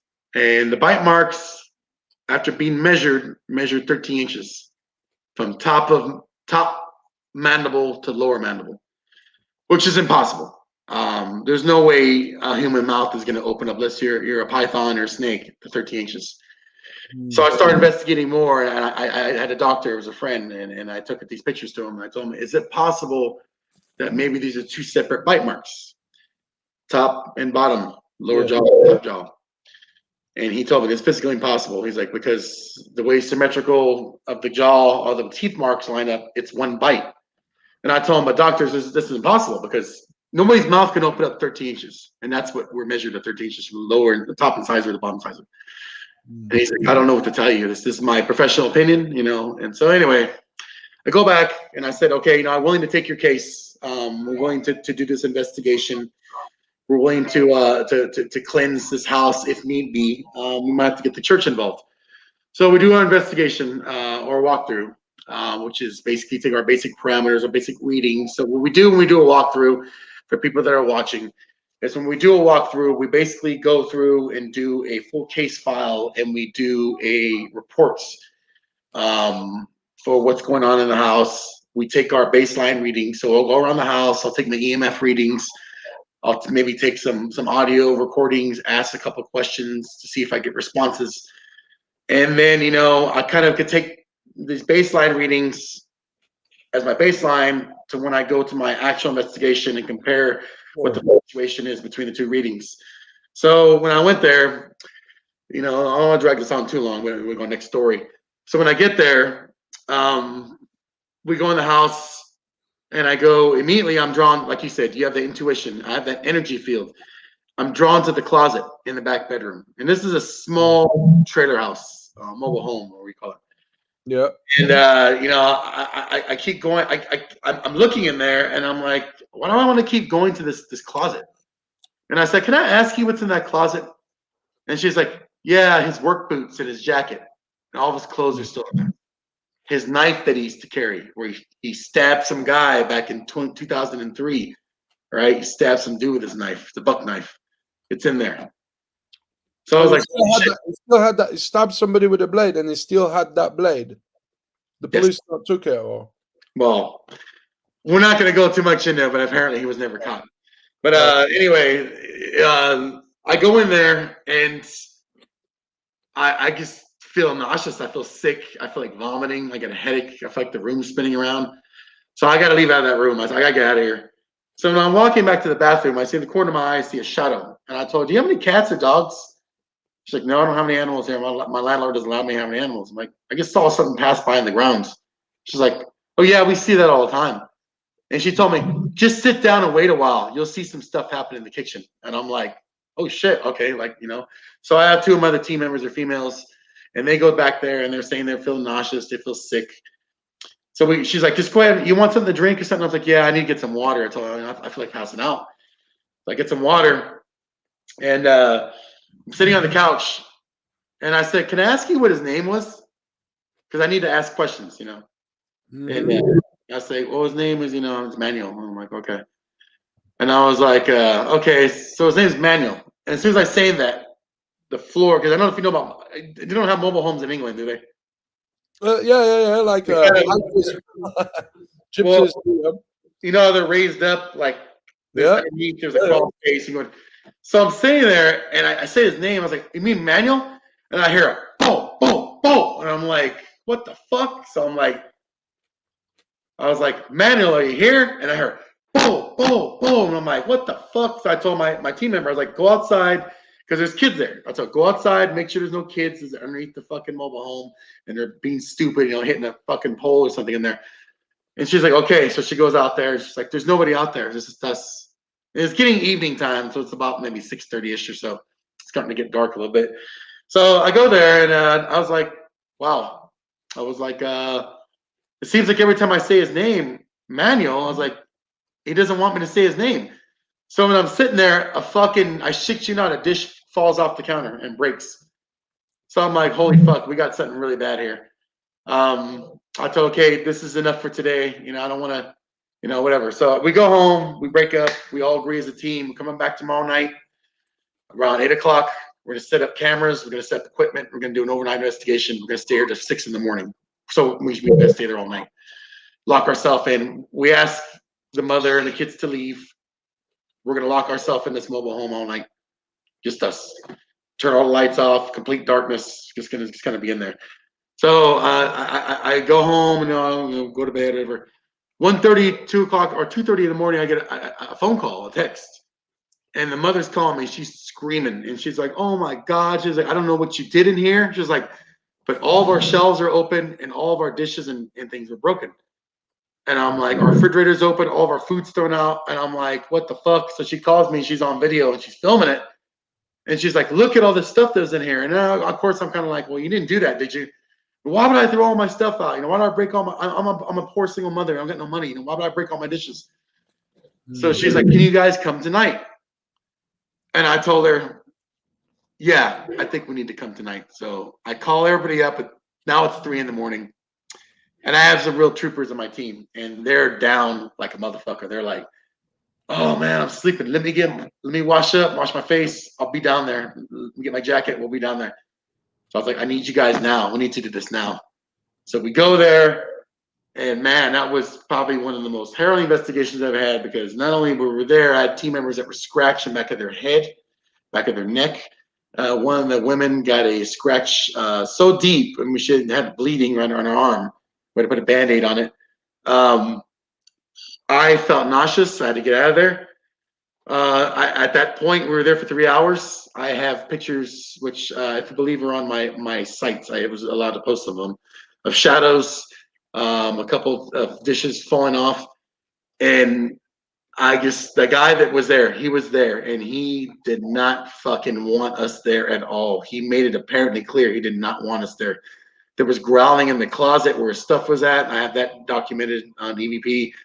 So at that time, I felt it was very dangerous for my team to be there. And I told them, "We got to leave, guys. We got to get out of here. Let's cleanse ourselves. Let's do our Saint Michael Archangel prayers. Let's do our closing prayers. Let's get the fuck out of here. Let's leave." We do our prayers. We leave. I go to the Catholic Church in the morning, and I told them, "You guys need to perform an exorcism or perform a blessing on the house. This house is very evil. The guy killed himself on the property." Well, it turns out the guy killed himself on back of the trailer. Not inside, but outside, directly outside the window where his stuff was at. He shot himself with a shotgun, obviously blew his head off. Going details. So, man, they couldn't even cleanse the house. It was so bad. They went in there. The priest went in and said, "I can't do anything for this house. It's so bad in there." He's like, "I don't know what you guys did." He's like, "I understand you guys try to clear it out." He's like, "But I think that it's so bad now." He's like, "They're going to have to move." So the lady there, she's like, "I got to move. I can't be here anymore." She's like, "My kids are in danger." And I said, "You guys need to get the hell out of there." So they moved, and the landlord there, he didn't really believe any of it. He's kind of like, "Well, there's nothing here." I did show him the recordings and everything, and he kind of just was like, "Wow, I didn't have no idea what was going on there." He kind of went in there, and he felt the same thing, nauseous, and he's just like, "You know what? I'm going to sell this thing." So he sold it. I don't know where the trailer's at now, but it didn't stop, because the last time I've heard, the woman's living in Roswell, New Mexico. Roswell's the UFOs landed up. She lives in Roswell now, and she's still having activity at her home. And she's asked me over the years, "Can you guys come?" And guys, I've tried. Do you need to get a demonologist or something? I cannot get rid of whatever you got. That man or whoever he is in there is very evil. There's something attached to him. He doesn't want to leave you guys alone. So that case was a little disappointing. It's something I couldn't solve. I mean, I'm glad about it. Yeah, I mean, it's an interesting story, bro, but scary as well. I'll tell you what, in those sort of case, the best thing to do is just to move, leave them. Well, like I said, my own personal experiences. I had an attachment back in 2003. I went to the Green Valley Cemetery in Nevada. I did an investigation there. Whatever had followed us here, right? Try to get rid of it. Try to get rid of the attachment. Move somewhere else. Daughter kept seeing the same woman in a white dress. It took me approximately 6 years to get rid of whatever attachment I had from that cemetery. So they will follow you from place to place. You have to ask them to your time is done here. You need to cross over. You need to leave us alone. Move on with your life. Move on in your other realm. Lots of times that will work. They'll understand that because remember, these people were living at once. Okay, Yeah. They don't know they're dead. They think they're still alive. Okay, so lots of times it takes very deep cleansing, very persuasive talk when you're communicating. Now I have a spirit box. It's SP1 connect to a special. I think I know if I showed you before. You might have seen it in some of my videos where I'm able to talk to white noise and communicate with some of the spirits. Do I know their spirits are communicating on the side? No, I don't. It's been scientifically proven. But when I hold up a glass and I ask something on the box, what am I holding? And you hear it say, I'm holding a glass. That's all the convincing I needed. Hey, you're watching me. I've done sessions in my house where they've told me you're wearing a black shirt. It's pretty fucking scary. Like they're watching you. Okay, I'm looking around. Oh, you're with me here. Okay. So it's not as easy as I understand as people say, to tell them to move because they will follow you. In my experience, anyway. I think that ghosts are they're still spirit, they're tormented spirits. So it's like psychology. Yes. It's like when you're alive and you go to see a psychologist to try and make you figure out what's your problem and what you need to do in order to feel better. Well, there are people like do you remember the movie The Sixth Sense with Bruce Willis? Yes. Now, an empath, sensitive. Yes. That little boy, Ali Joel Osment, I think his name is. Yeah. Who played the role of the boy. That's what he's doing. He can see them, and he realized that the best way to get rid of them is to try and solve their problem. Yes, communication. That's why I said we always try to communicate. Try to ask what do they want? Why are they here? How to help them? Help them cross, yes. But like in the case of what you just said, like that when you that man didn't want to cross. When you have like a violent spirit like this, or an aggressive and violent spirit, very often, I mean, it's scary because it's a spirit, but it's the same like a human being. You're facing a traumatized being that is full of traumas and that is kind of perpetuating the wheel. The wheel of trauma, as I call it, the vicious circle.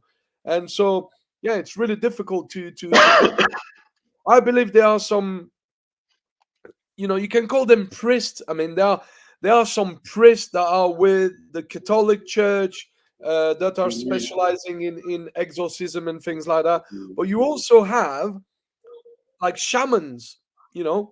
And I've used those. I've used Native American shamans because a lot.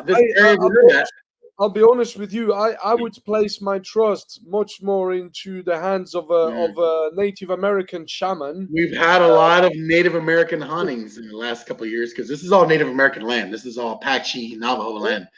There's a lot of burial grounds there, a lot of Indian sites there. So I have had my share. Like I said, obviously I'm not going to share all my experiences and I'll be here all day.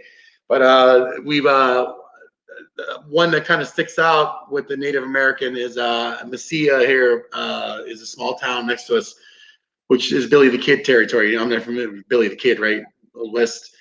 A lot of Native American land there. There was a real bad investigation we did there. There was a Native American. They dug underneath the house was a lot of relics, pottery, arrowheads, some clothing, maybe even some bodies. I don't know. That wasn't discovered, but it was a Native American area.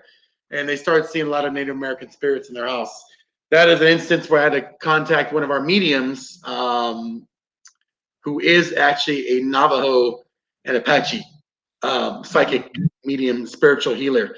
And she lives in Arizona, Melinda Williams. And she's a great, great man. That woman is, we won't go too off topic, but that Natalie Holloway stuff that just happened, she predicted that a long time ago. She even tried to tell people where the body was at, and nobody ever listened to her.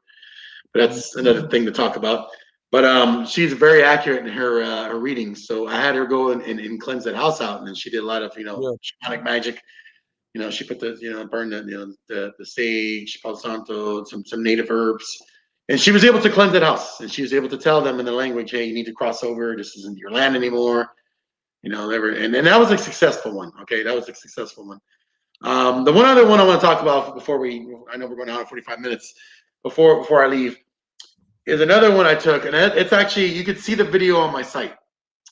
This was another one. Most of the cases that I see are people fooling around with black magic, Ouija boards, want to be quote unquote, you know, the cool thing now for every teenage girl and boy, I'm a witch, I'm a sorcerer, I can do spells, you know. It's like, okay, well, I've had a couple of cases, not related to this one I'm gonna talk about, that people fooled around the Ouija board, trying to communicate, trying to set parameters to do demons to do their bidding. You know, I'm doing magic. You know, I control you now. I summoned you. And I tell people, you know, you bring this upon yourself. Whenever you do stupid shit like this, you bring this shit into your house. You bring it into your life. It affects your well-being, your mental well-being. You know, demonic possession. And I've seen not demonic.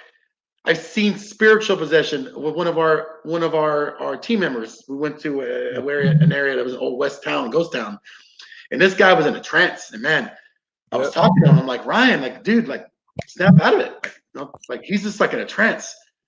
And he started getting aggressive. And he's like, man, what the fuck you talking about, man? Leave me the fuck alone. I'm like, dude, like, calm down, like, relax. You know, like, and he's just like, I told him, go on, get some air.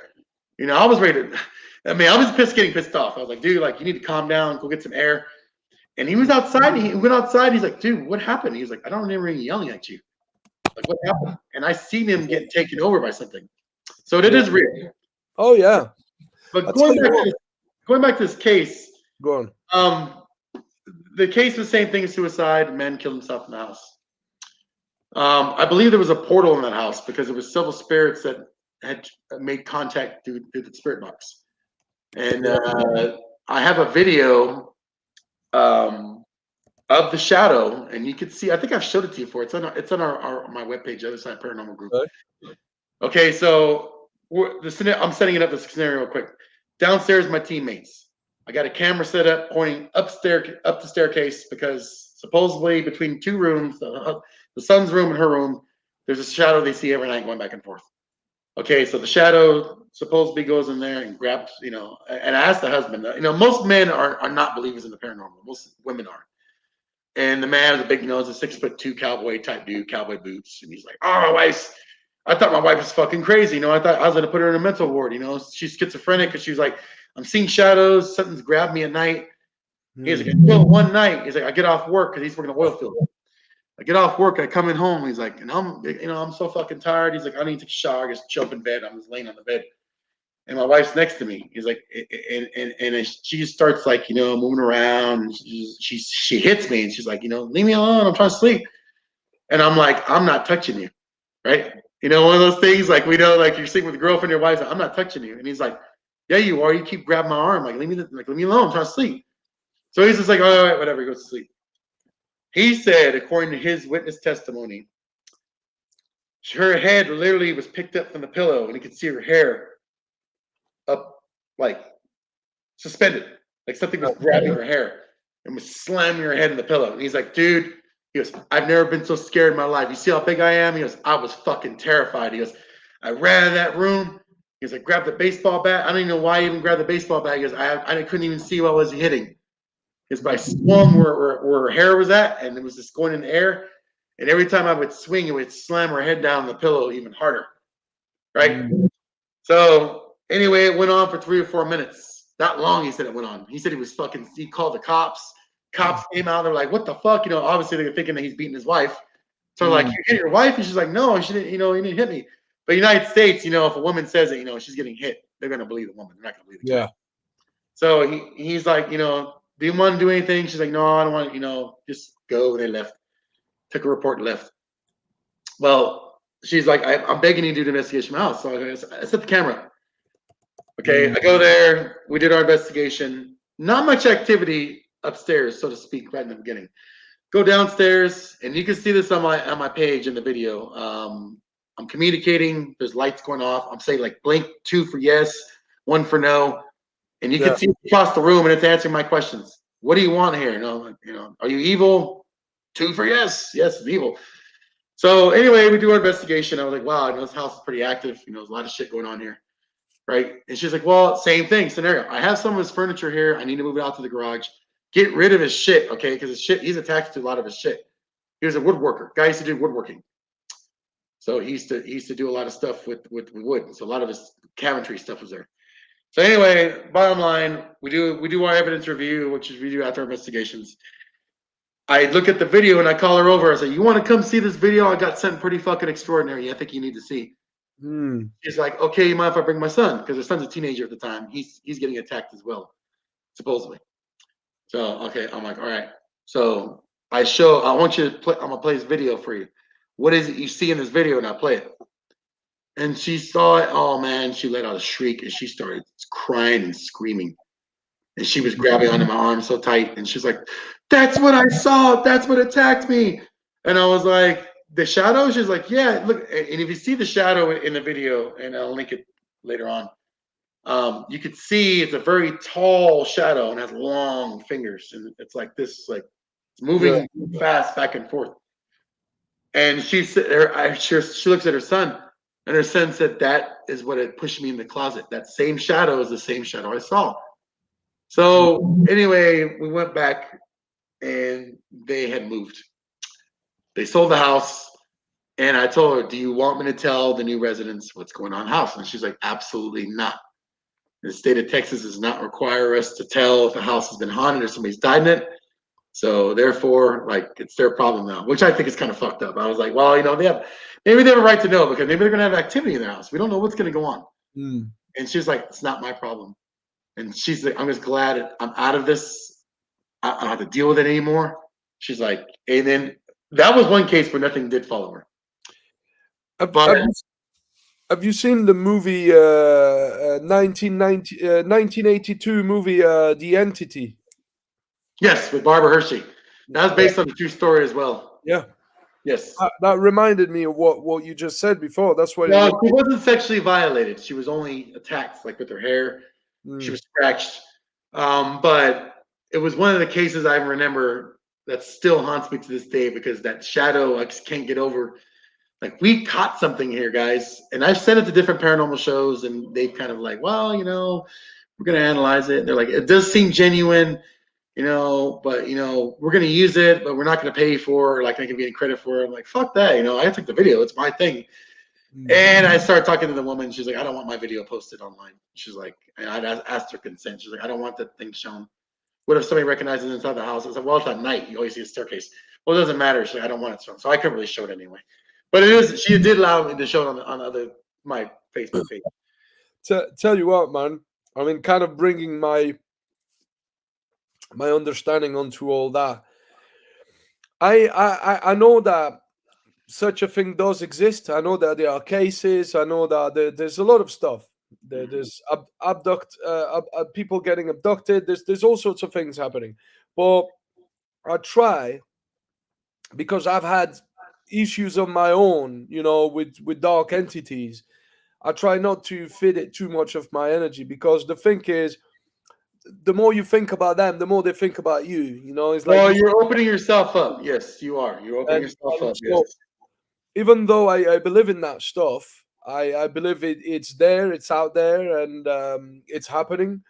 But like I said, I'm trying not to think about it too much. Having said that, bro, now if we're talking about, you said the youngsters nowadays are getting into witchcraft, and you have a lot of stuff, okay, and that is nothing new. There is a lot of esoteric schools of magic. You got the Wicca, WICCA,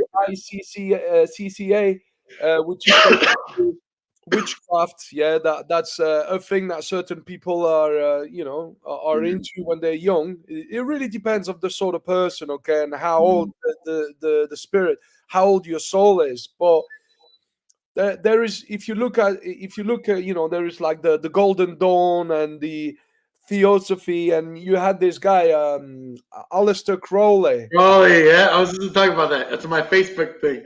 Who was? The man was the genius when it comes to the occult. Oh yeah, he was into all that stuff. And then you have like arts that are a bit like the mixed martial arts of magic is called chaos magic, if you look into it, which is regrouping all the magical arts. And so basically, I tell you what, it's like I said to you earlier, there is two main energy. You got the light and you got the darkness. And so magic with the CK, okay, not with the C, magic with the CK has been demonized a lot because when people think about magic, straight away they think about black magic. And what is black magic? Black magic is using dark forces, using dark energy to manifest what we want at the detriment of others. So it's basically not caring about people. So there are ways to summon demons and to actually get them to work for you, but they will ask something in return, and very often it's blood sacrifice or it's something. Yeah, you have to give something to receive something. So that's what black magic is about. And so that is black magic. And so you have a whole book called the Goetia. Yeah, The Grimoire, the Goetia, GIA, which is a book it's a demonic book with all the legions of the 72 legions of demons and how to recognize them, how to differentiate them, and how to summon them and what they can do for you. If you look at Solomon's magic, that's what it's about. Lesser key of Solomon, yes. The lesser key of Solomon or the greater key of Solomon. You can have a look at that stuff. Obviously, it's serious stuff. It's not stuff that I would just fuck with. You know what I mean? Yeah, well, no, and that's I'm aware. Dabble in, yes. I'm aware of it, but for me, I have been practicing magic for years. Okay, but I don't do black magic. I don't mess with that stuff. I do what I call white magic. Yeah. I have some degree of what I call gray magic knowledge, okay, which is a mixture of black magic and white magic. But gray magic is to defend yourself, yeah. So black magic is to hurt people, yeah. White magic is to heal yourself or heal other people, yeah. Gray magic is to defend yourself against black magic. So you still need a degree of knowledge of black magic in order to apply gray magic, okay? But basically what it is, for me, it's always been white magic more than anything else, because meditation, for example, NLP, meditation, self-hypnosis, that's what it is. It's considered as white magic. It's personal development. It's a practice, a spiritual, mental, and emotional and physical practice that will raise your consciousness, that will make you a better person, a nicer person, more knowledgeable person. It could be stuff that we call sex and magic as well, stuff that Aleister Crowley was into as sex well. Magic, yeah. Only he was into the dark aspect of sex and magic, but you can look into the light aspect of sex and magic, which is stuff that I've practiced. And Crowley, everybody's like, well, if you studied Crowley, you're a Satanist. Because man was ahead of his time. If you really look past, he was definitely not into the white stuff too much. Yeah, I'm not saying he was a great guy. Okay, he was a fucking. It was a bit mad, if you ask me. He was knowledgeable, ahead of his time. There's no doubt about that. But life is fascinating. It's just fascinating life. No, but when you look into, like I said, you look into white magic, that can be white magic on a spiritual level, on a mental, emotional, physical, or sexual level. You can do sex rituals as well that are not necessarily bad. You can, if you have a partner, a partner that, let's say, she believes in the same stuff that you believe in, and you do that meditation, and you can. What I used to do with my partner that I was with for 5 years, that was really much into that type of thing as well, is we used to manifest stuff with the power of the orgasm, with our sexual energy. We used to think of what we're going to manifest. So, before we were making love, we were like, right, what are we gonna manifest today? What are we gonna, the energy, because the orgasm is the most powerful creative energy that we have as human beings. Do you know what I mean? Is that release of the seed, that release of the most creative energy that we have. So we used to actually choose and decide what we're going to use that orgasm for, what we're going to manifest. And so we would think about it, set our mind for it, and at the moment of the orgasm, we would picture that in our head. So that's called, as long as there is no dark energy involved and it's all coming from a space of healing and the heart and love, then that works. Like sex and magic can be positive, can be a very positive things. I know I've used it very positively. Now, if you look at, for example, what we call transcendental magic, which is a way that you can visualize your what like a blueprint of your spiritual body, if that makes any sense. Like the blueprint of your auric field, your energy body. And what you do is you bring improvement, you improve basically. It's like a software that you would update. Do you know what I mean? You update a software because the software is getting a bit old and now some updates are available. So you update it so that it works to the best of its ability. But that's the same thing with transcendental magic. You can update your software here and the way that you think your operating system here. I know it's a bit complicated. I mean, it sounds a bit complicated. When you work with psychedelics, you can do that quite instinctively. I know I've been doing stuff like that instinctively, but there's two ways of doing stuff. There is the right brain and there is the left brain way of doing stuff, or we call that the masculine way, the male way of doing things, or the female way of doing things. And it's got to do with the gender, with physical gender. That's not what it's about, but it's basically your the female side, which is the left, the right brain, is all about artistic thinking, curved lines, instinct, all that stuff. While the male thinking, the left brain, is more about logic, mathematics, straight line, problem solving. Do you know what I mean? So when you do magic, sometimes you can actually do magic from your right brain, where it's instinctual. You don't even know how you're doing it, but you're just doing it because your body remembers it. The body has got its own intelligence and its own memory, like spiritual memory, if you will. And when you take certain psychedelics, when you take mushrooms, for example, and you just kind of breathe and meditate, sometimes you just do that magic on your own through your right brain. Do you know what I mean? Yeah. The people doing magic through their left brain now are people that know exactly what they're doing, how they're doing it. They got incantations. They got a way to summon certain spirits and how they're going to formulate their incantation and exactly where they're going to stand. Are they going to face north, east, west, or south? Are they going to be using some sort of incense, some sort of candle, certain light, certain type of color?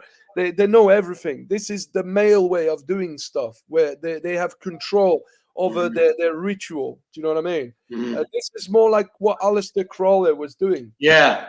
I have more experience with doing magic from my right brain, okay? Where I automatically, I just don't know how I know, but I just know, and I'm just doing it instinctively. We're talking about the occult. Yeah. Occult symbolism is all in martial arts. Look at the shirt you're wearing. Look at the one I'm wearing. Absolutely. But when you think now, the occult, has been used. I mean, since I got spiritual, since I really became aware of my spiritual nature when I was 25 years old, so it was in 2012. I realized that it's my martial arts got completely next level, and there's another thing, because you were talking about summoning spirits. Well, if you don't know what you're doing, don't fucking do that. Don't do that. I have been doing stuff like that when I was just getting into my spiritual awakening, and I was taking MDMA, and I was exploring stuff that maybe some of it that I shouldn't have explored in my head. Do you know what I mean? But what I used to do is I used to do channeling. Have you heard of channeling? Yes. So I used to channel stuff. I used to channel light beings, like good spirits. Angelic beings, yeah. Yes, and I was doing automatic writing. I got two I got 2 full books of automatic writing, stuff about how to connect with your heart, how to wire your heart and your brain in a coherent way, how to get rid of your suffering, all the different types of breath work, interdimensional magic, like your Mhm. your quantum selves and how to align with the different quantum Mhm. selves. I mean, I've been hit with so much stuff that I was writing it or drawing it, and I was like, "Shit, where is this coming from?" And it's there, you know. There are ways that you can channel, and if you want to have a look at one of the best channel work ever, have a look at the Law of One, the raw material. Have you heard of that? Yeah. The Law of One is Mhm. basically a group of hippie scientists back in the 80s that just discovered this. They just Yeah. basically that woman started channeling that being, that high Mhm. energy being that was calling himself Ra. The same Ra of ancient Egypt is basically a The one social. Crawley manifested too. What was the name of that one that Crawley manifested? The alien type of that being in Boleskine house. Remember he did direction to some. That was a dark entity, man. Yeah. But Ra is a light entity, is a light being, it's an angelic being, like a sixth density. Look, bro, if you look into the Law of One, Yeah, I've briefly glanced into it, but yeah, I've heard of it. hey, it's amazing. Like there's like hours and hours and hours of channeling, recording. Yeah. Mhm. You can tell. You can tell from the way that Mhm. woman speak that it's no one Speaking in speaks like tongues, that. yeah. It's just like an angelic language. You Like, know what? In my experience too, a lot of people they talked about when they try to channel white entities. yep. Those are dark in disguise. You just have to It decipher can which happen. one. It can very easily happen, and it happened to me. And that's why I It stopped. happened to me during a communication session when I was doing that investigation. I was fooled. Oh Mm, yeah, we're talking. This may be something that's going to help cross over. And boy, it flipped the switch fast on me. that's why I stopped doing that shit because basically they say when you channel an entity, you need to make sure that they are who they say they are. You always got to close the door too. Yeah, they can't lie. That's the thing. The dark spirits cannot lie because Where they are. they can they can try to pass themselves for somebody else, Mhm. pass themselves for If a you light ask them to reveal themselves, they have to tell you. to Yes. recruit you. But basically, what it is that if you ask them who they are, and if you ask them if they are serving the greater good, if they are serving the light, are they light angelic light Mhm. angels, or are they with the light of creation? Are they representatives of unconditional love and stuff? If you've asked them and Mhm. they don't reply to you, then it means exactly what it means because they cannot lie to you, so they rather not reply. But if they reply that they are the embodiment of Christ consciousness and they are with the greatest goods, the highest of the highest, Uh-huh. in terms of the light of creation and unconditional love and all that stuff, then you are indeed talking with the light being, and they are very. These are the beings that want to help us. Do you know what I mean? But at the same time, those beings cannot answer all our questions Yes. because they Yes. cannot infringe our free will. It's all Mhm. about the free will and not infringing the free will. Yeah.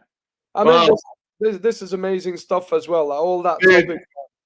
this has been like we're going on 2 hours, 10 minutes now. This has been fucking amazing, dude. Yeah, I, man. I knew we were the right guy to. I knew we were gonna get carried away. This is like I've been wanting to do this for a while. Then after the training, I was like, man, I want to talk about it. And then I know it, because we do our training and we got stuff to do afterwards. But I wanted to get a platform so we could talk about this. Just before we end this, any upcoming seminars and stuff you want to plug or any like new site or anything? Yeah. Well, for anyone that wants to have a look at what I do in terms of combatives and martial art, okay, which is completely different than what we spoke about today. For people that want to see what's happening, I got a website called www.adrenalinecombatives.com. Yeah, there are videos on it. There's like articles, videos. I got courses as well. If you guys want to learn, I got some courses that are available to purchase. I'm gonna have some new courses coming up soon. The YouTube channel is AdrenalineCombatives. Quite simple. You can find me on Instagram and Facebook, AdrenalineCombatives. And It should be up on the thing. in terms of seminars, so the next seminar that I have in the UK is going to be on the 26th of November, so next month, and it is a car combative seminar where we're going to have a look at how to deal with violence from a seated position inside the confine of the cockpit of a car. So what we'll have a look at is we will have a look at some boxing, some striking principle inside the car. So we'll have a look at the 5 ways of attack. We'll have a look at different tactics and strategy and different skill set, impactive skill set inside the car from a seated position. So learning to strike from restriction, learning to develop concussive stopping power from a seated position, which is not easy for everyone, takes practice. We'll have a look at how to use the car as a weapon, so environmental damage, secondary tools, all that stuff. Then we'll have a look at some wrestling principles inside the car, so like a car jutsu. Yeah, we'll have a look at that, and then we will mix up the two, and then we'll start throwing weapons in there. So we'll start create scenarios like road rage scenario, the type of scenario where you're a taxi driver and you're the guy in the passenger seat is become aggressive, maybe pulls a weapon on you, how to deal with that sort of scenario. And of course, we'll have some good old milling inside the car. We'll have some good old pressure test at the end. And so that's what I'm doing on the 26th of November in UK. We got banger race track cars for that. So that's great. We got cars that we, if anything happens to the car, we're not bothered about it because that's what they're for anyway. And what's after that? On the 2nd of December, I'm in Portugal. I'm teaching a seminar in Portugal with my friend Sergio Pereira from Combate Urbano from Sofia. So yeah, there's some good stuff. There's some good stuff coming ahead, and then next year, beginning of next year, I'm going to start weekly classes as well, AdrenalineCombatives classes, where we're going to have a look at all the elements that will increase your combative abilities. Okay, so having a good solid striking game. So we'll have a look at boxing and elements of boxing, Thai boxing, left way, and then a good wrestling game. So elements of judo, jiu-jitsu, sambo, MMA, and the weaponry. Which is like the trinity of AdrenalineCombatives is a solid striking background, a solid wrestling background, and a solid weaponry background. So learn how to use all different types of weapons, the different families of weapons, the different categories of weapons, and how to use them from different ranges, and then kind of mix it all up. We do scenario training with role play simulations, get all the way to full contact when people are ready. And there's going to be seminars pretty much every couple of months on different topics. And I also offer private sessions, either in person or online, like you're doing with me. And I want to jump in there. I highly recommend it, guys. Been hearing. I mean, obviously, we know that's not the substitute for in-person training. I get it. I've been hearing that shit for how many months of, hey, you gotta train. Yeah, I get it. I understand that. But you have a solid training partner. So for me, like, I'm just telling how I handle it. When me and Julien, we train, I take we do our drills, we do, our classes, whatever. Then I take that with a partner afterwards and I work it. Okay. That's it. No one just fucking sits there and just fucking, okay, well, I wrote it down now. I got it now. You got to work it. Okay. You got to get a partner. The good thing is that when we do stuff online, okay, there's stuff that we can do and there's stuff that we can't do. So we kind of tend to focus on the stuff that we can do. And as an instructor, you need to be able to obviously show stuff to your students that he can do with a partner, or on the, if you got a bob, like you have a bob, I have a bob dummy, where we can do stuff on the bob or on the bag. But mainly when it comes to online classes is really get you also the knowledge, the soft skill, the personal protection skill set and knowledge of personal safety and all that, to get on point. So every time you take a lot of notes, most of my students take a lot of notes about the stuff that I teach out there, which is the non-physical option. And then in terms of the physical option, we try to have a look at solo training, because the solo training builds your skill set. So it's basically it's your skill development, tactical and technical development. Okay, once you got your technical development, I'm also showing you some attribute development, something that's meant to better your attributes so that you can perform the skill set a bit better. And then, of course, if you're intelligent, which you are, you're actually taking what I'm showing to you and you're going to apply it with a partner, with live energy. Pressure. So you're doing the right thing. Gradual pressure increments in pressure testing.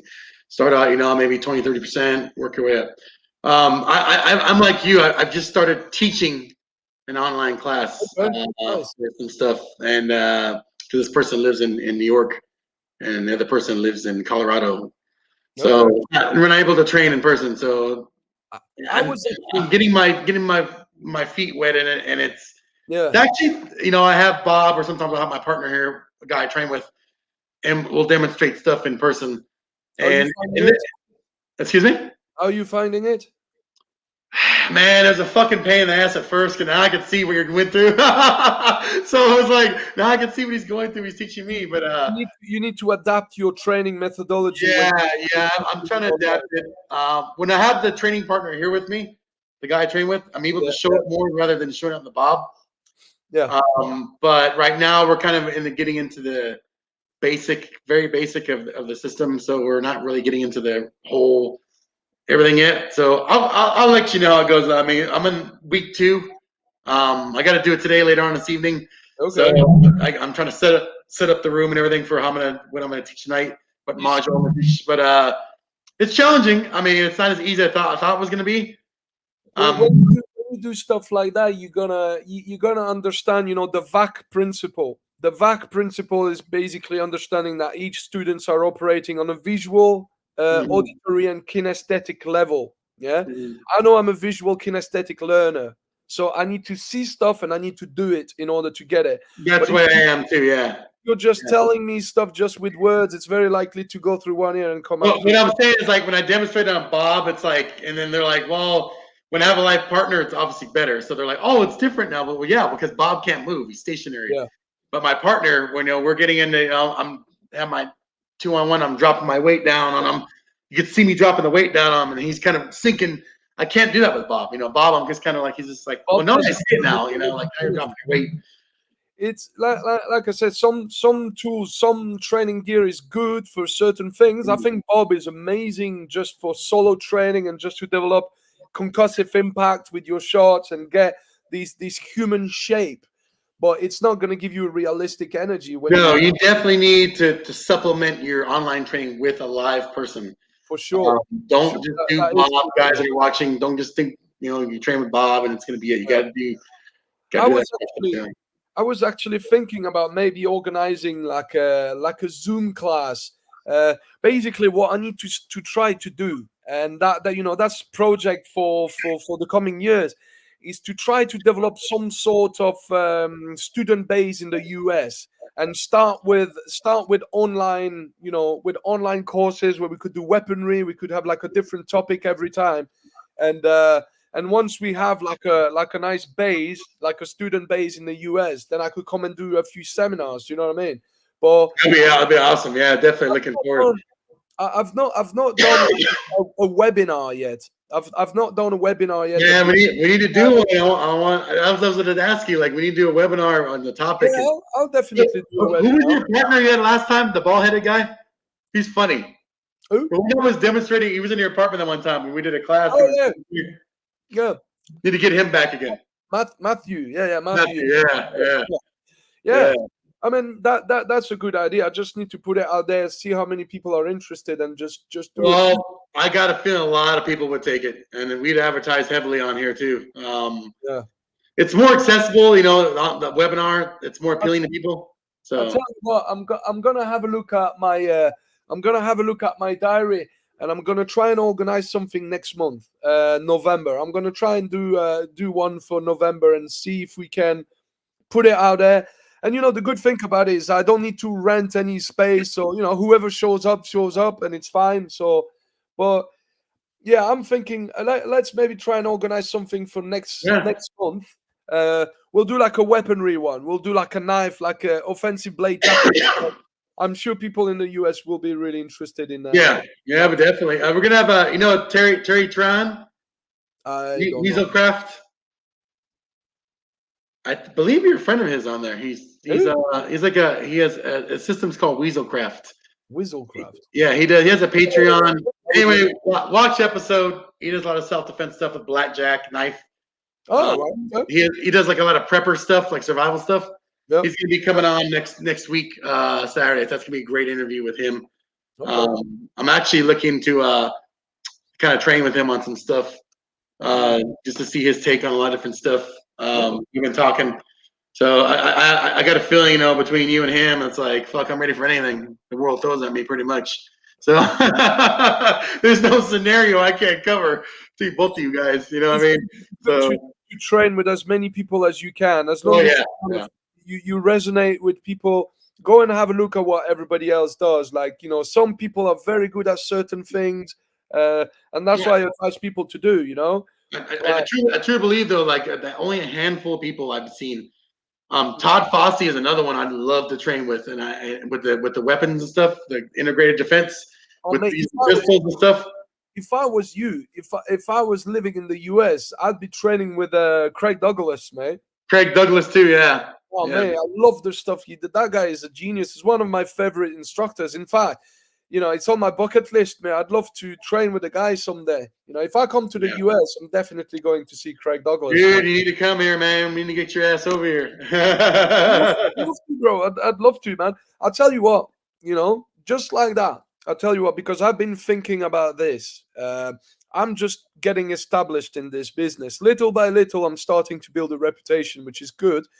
What I'm ready to do, at least for the first time, is I'm ready to come and do a seminar for nothing, as long as it doesn't cost me anything. So if somebody pay for you, if somebody just gets my plane tickets and either a hotel, or I don't even mind staying at someone's house. I'm not one of these 5-star hotel type of guy, but if somebody is ready to pay for my plane tickets and just look after me while I'm here, accommodation wise, then I'm ready to come and teach a seminar or even a weekend seminar for nothing.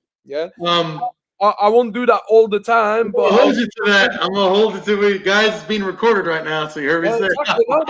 That's what I'm putting it out there. If people want me to come and do a seminar, I'll do a seminar for your I'm thinking about it. It's just that my area here, a lot of people are BJJ and karate. Yeah.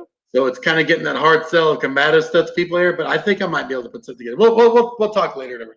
Yeah. Anyway, I want to thank you for coming on. This has been great, fantastic. Thank you for having me on, man. Doesn't even seem like a fucking interview. It seems like we're just shooting the shit, like it's privately. But thank you guys for all watching. Yeah, it's been great. It's good to break out of the norm, not talk about the same stuff all the time. And I didn't want to have you on talking about self-defense, combatives. I want to talk about something different. So I'm glad we got to talk about stuff. You can see the other side of you. Back and forth conversation type of thing. That's what makes a podcast interesting, isn't it? It's great. It was great, man. Hang out a little bit. I'm gonna do my outro, and I'm gonna lower you down. But thank you, sir, for coming on. Thank you, guys. AdrenalineCombatives.com. You want to seek them out for training? I highly recommend it. Like they said, I'm not only what do they call it? I'm not only a sponsor. I'm a user. Or whatever they say. Anyway, I can testify to it. Great training. I wouldn't advertise it, put on the show if it wasn't. So, I'm gonna lower you down. Thank you, man. Appreciate it. Hang on a little bit. See you in a bit, guys. Take care, bro. All right, guys. Thank you for watching. We're going a little 2 hours, 24 minutes. Went a little bit over too much, but that's fine. That's fine. I want to go ahead and let you know that Coach Kurt is coming on tonight, and he's coming on. Let me see. I have to see the time here. His guest is going to be Mr. Jim Webster. and they're going to be talking about. Hold on a second, I'm pulling it up. Oh, hold on a second. Sorry, my internet connection sucks here, guys. Let me see. We're going to be coming on tonight today at 3 p.m. this afternoon. Episode 15 is going to be with Jim Webster. So Chaos 615 is the name of the system. So watch it today at 3 p.m. I believe it's going to be, it doesn't really say, I think it might be Mountain or Eastern. I'm not sure yet. I believe it's going to be Mountain time. So look out for that. We got some great shows coming up to you guys in the coming months ahead. We're trying to do our best to line up good content. But as always, thank you for watching. Thank you for supporting the show. I know we haven't been putting out as many episodes lately, but just the way it goes. We all have lives, all that stuff we're doing, and just the way it goes. But we all thank you for supporting us anyway and watching. And anyway, all right, guys, thank you for watching. Please seek out Julien for any training you guys want to do. AdrenalineCombatives.com. And I will see you on the 28th of October, Mr. Terry Tron, Weaselcraft, another great gentleman in the self-defense world. We'll be talking about survival, prepping with your EDC, training for real world. What's going on in the world today is fucking nuts, guys. We got to be prepared. So we're going to be showing it all. All right, guys, make sure to watch Coach Kurt, and I'm out of here. Peace. See y'all later.